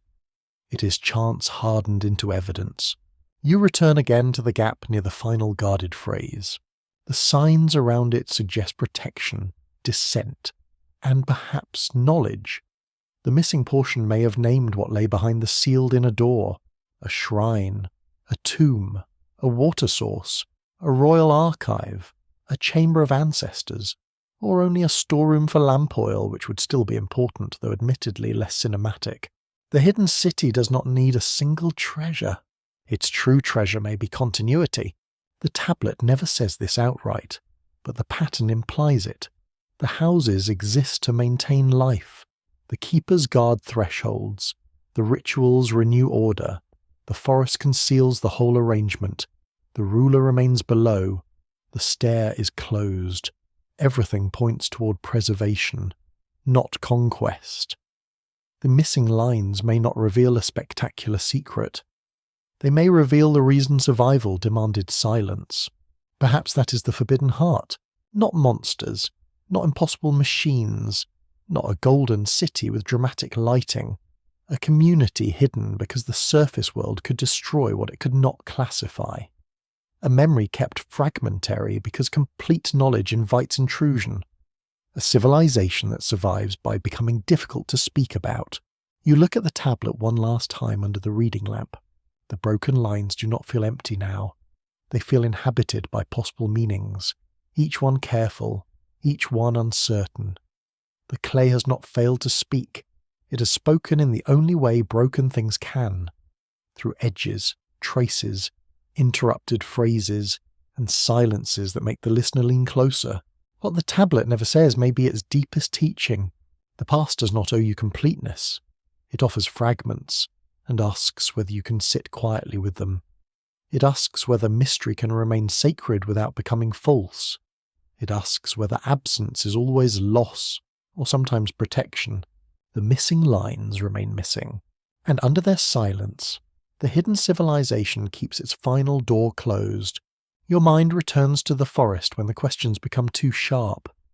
The reading room fades, the lamps soften, and the smell of paper gives way to wet bark, fern shadow, and dark soil. You're standing again beneath the ancient canopy, where light falls through leaves in broken green pieces and the ground keeps its old, patient shape. Nothing here hurries to explain itself. The forest at night is not silent. It only refuses human order. Insects make small metallic sounds among the leaves. A branch creaks with the slow weight of unseen life. Far above, wind passes through the canopy, but by the time it reaches the ground, it has become a sigh. The earth beneath your feet feels soft, then firm, then hollow for one step. You pause. The hidden city may be only possibility now, but possibility has its own gravity. You do not need to believe every fragment as literal fact to feel the power of the pattern. A tablet speaks of depth. A forest covers stone. A stair closes. A ruler remains below. 7 houses arrange survival in darkness. The evidence does not form a finished map. It forms an invitation to listen. That listening is different from proof. Mainstream archaeology often begins by teaching restraint, patience, and humility before material remains. Researchers from American and British universities have shown how excavation, survey, soil analysis, language study, and comparative history can recover lost worlds slowly, without forcing them into legend. Real discovery is usually less dramatic than rumour, but far more durable. The forest seems to understand durability. Roots do not argue. They enter. They thicken. They hold. They split stone when stone becomes too proud. Leaves fall without speeches and make new ground from what has died. If a civilization once hid here, the forest did not preserve it like a museum. It changed it into texture, scent, soil, and uneven walking. A ruin under trees is not a ruin behind glass. It is weather in slow motion. You walk toward the sunken court where stones lie beneath moss. It is darker now, and the shapes are harder to read. What seemed like a wall in daylight becomes a ridge. What seemed like accident becomes a line again when your eyes adjust. Certainty comes and goes with the angle of light. That feels appropriate. The tablet's mystery should not be held too tightly. It may be myth, and myth can still be true in the way dreams are true. It may be memory, and memory can survive distorted, renamed, and softened by ritual. It may be a scribal composition exploring the limits of city life, divine order, and human labour. It may be a damaged text turned mysterious by missing context. Each possibility changes the story, but none makes the listening worthless. The past is rarely one thing. A quirky fringe tidbit tells of travellers placing an ear to forest soil and hearing a faint grinding sound below, said to be the buried city still milling grain. No evidence supports such tales, and one suspects ordinary beetles have done a lot of unpaid work for folklore. Still, the image lingers because it gives sound to continuity. A hidden civilization should not be seen first. It should be heard, so you listen. At first, there is only the forest's ordinary life. Insects, leaves, distant water.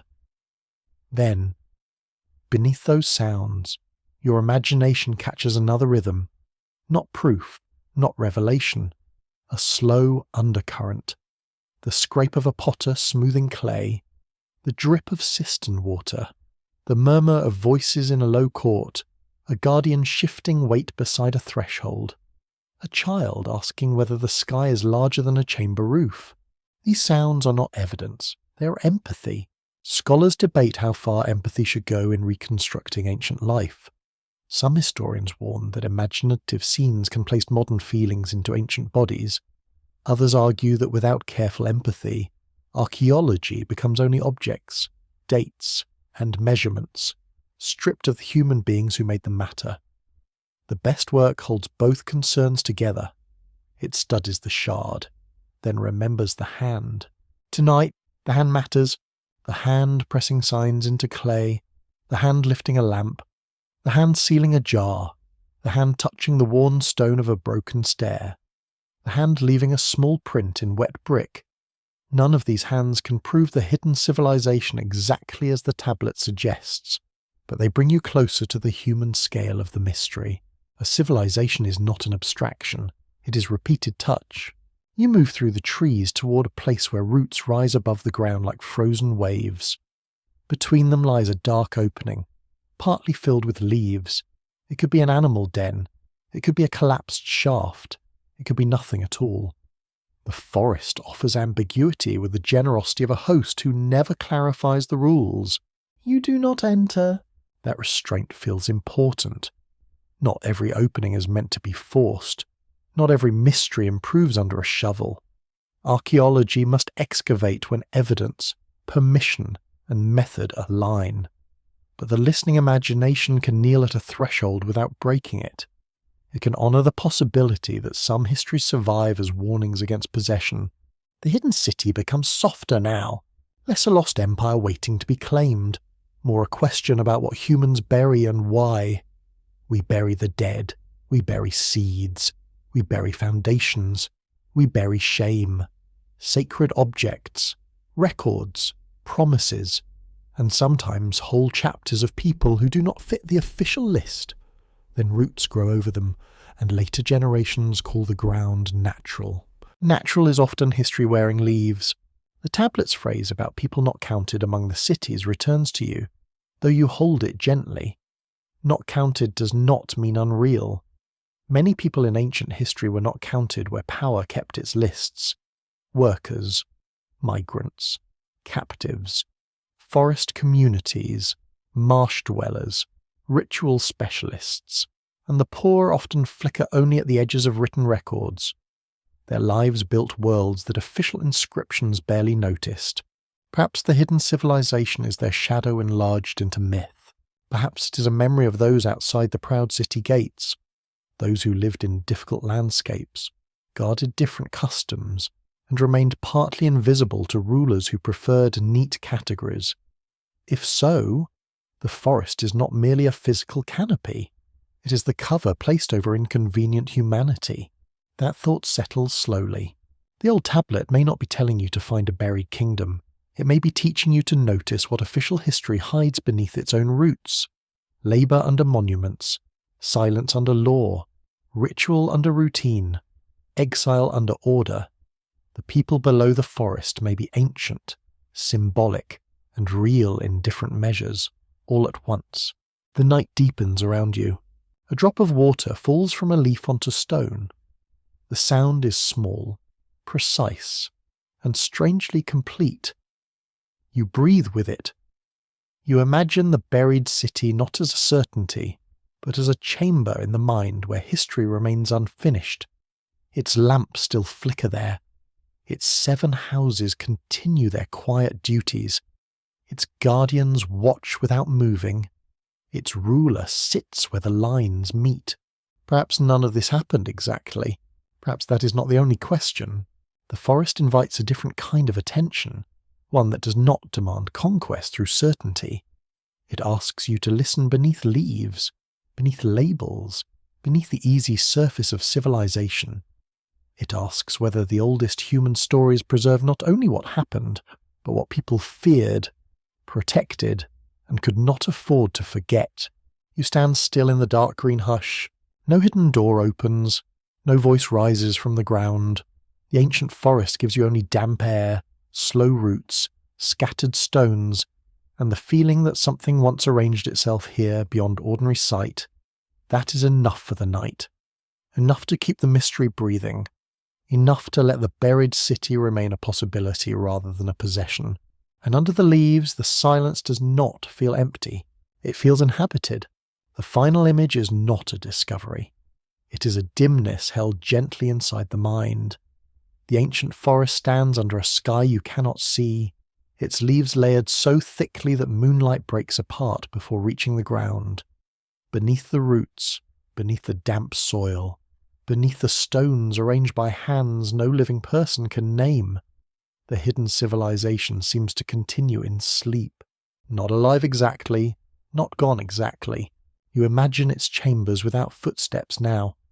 The water roads run more softly, narrowed by silt and root hair. The clay lamps are cold in their niches. The 7 seats around the ceremonial court hold only dust. The ruler's stone chair remains at the centre of crossing lines, but no hand rests on its worn arm. The broken stair rises into sealed earth, and the seal holds. Nothing announces an ending. That is what makes the place feel ancient.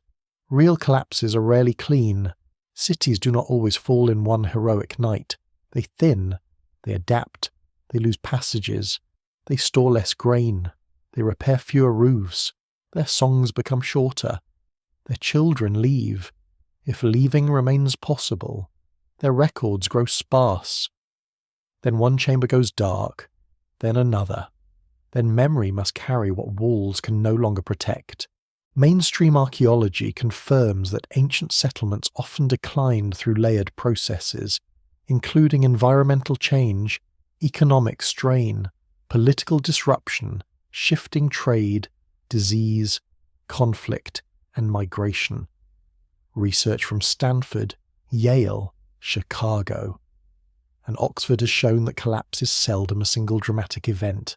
It is usually a long negotiation with pressure, ending in transformations that later observers mistake for disappearance. The hidden city may have transformed before it vanished. Perhaps its people returned to the surface in scattered families, carrying fragments of ritual and practical knowledge into villages that never name their origin. Perhaps they merged with other communities and allowed the forest story to become taboo. Perhaps they died in place, not all at once, but slowly. As water failed, roots broke ceilings, and the sealed stair remained sealed. Perhaps the city was never physical in that way. The tablet allows each possibility to sit in the same quiet room. A quirky fringe tidbit says the buried civilization still dreams beneath the forest, and that every 1,000 years its sleepers turn once toward the sound of rain. No evidence supports this. Of course, it belongs to the night side of storytelling, where ruins become bodies and forgotten peoples become dreamers. Still, the image carries a soft truth. The past does not move, but it changes position inside us. You feel that movement now. The hidden civilization has become less like a lost treasure, and more like a question placed under your pillow. What survives when official lists forget? What happens to people who live outside the bright certainty of kings? Can a myth preserve memory without becoming a map? Can a fragment be honest and incomplete at the same time? These questions do not disturb the night. They deepen it. The tablet's world is built from layers: clay beneath hand, chamber beneath forest, labour beneath ritual, silence beneath warning, memory beneath damage. Each layer hides and preserves the next. This is the pattern the story leaves behind. Not a solved mystery, but a structure of concealment that feels strangely human. We are all layered creatures. You carry public names, private fears, inherited stories, forgotten labours, and small sealed rooms of memory. Civilizations do the same. They show temples, laws, monuments, kings, and victories. Beneath those visible things lie kitchens, drains, workshops, graves, songs, debts, taboos, and tired hands. Beneath them lie older landscapes, older peoples, older silences. The hidden forest city becomes an image of history itself. A scholarly debate remains open around every uncertain tablet, every fragmentary myth, every strange landscape described by ancient scribes. Some voices insist on proof before wonder. Some rush toward wonder before proof. The wiser path moves more slowly. It lets evidence guide the foot, while imagination carries the lamp. That is the path you follow now. You walk once more through the buried court. The lamps are imagined, but their glow feels steady. The roots hang from the ceiling, and the air smells of damp stone, ash, and grain long vanished. You pass the water channel, the clay room, the guardian threshold, the warning chamber, and the broken stair. None of them demands belief. Each one asks for attention. Attention is a form of respect. The tablet may never yield its full meaning. Its missing lines may remain missing. Its forest may remain unlocated. Its hidden people may remain suspended between myth, memory, and possibility. But something in the account still matters, because it resists easy ownership. It refuses to become a simple headline or a neat conclusion. A forbidden story, in the gentlest sense, is one that refuses to be consumed too quickly. You think of the ancient scribe again, pressing signs into clay under lamplight. He could not know your century. He could not know soft beds, glowing screens, distant voices, or a listener resting somewhere under a very different night. Yet his hand left pressure in wet clay, and that pressure still reaches outward. The dead do not speak loudly. They leave texture, a wedge mark, a sealed jar, a worn step, a route split through stone, a tale of people not counted among the cities. These are not answers, but they are invitations to humility. They remind you that the past is not a straight road behind us. It is a buried landscape beneath us, crossed by tunnels, blocked stairs, water roads, and chambers whose doors may never open. Perhaps that is enough. The civilization hidden beneath the ancient forest may be an archaeological whisper, a ritual metaphor, a damaged myth, or the shadow of people who once lived beyond the official world. It may be all of these, because old stories often survive by holding more than one truth at a time. That does not make them false. It makes them ancient. You stand at the forest edge as dawn begins somewhere beyond the trees. The sky lightens, but the canopy keeps its secrets. Birds stir among the branches. Mist gathers low over the ground. The stones beneath the moss remain where they are, patient and unreadable. No final door opens. No final answer comes. The tablet rests in darkness. The forest breathes above it. The hidden city dreams below, or seems to, in that soft space where history and imagination share the same clay. And perhaps, somewhere beneath all recorded things, another line waits to be read. The story is not yet complete. Now let the forest grow quieter. Let the roots loosen their hold on your thoughts, only a little, as the night becomes soft around you.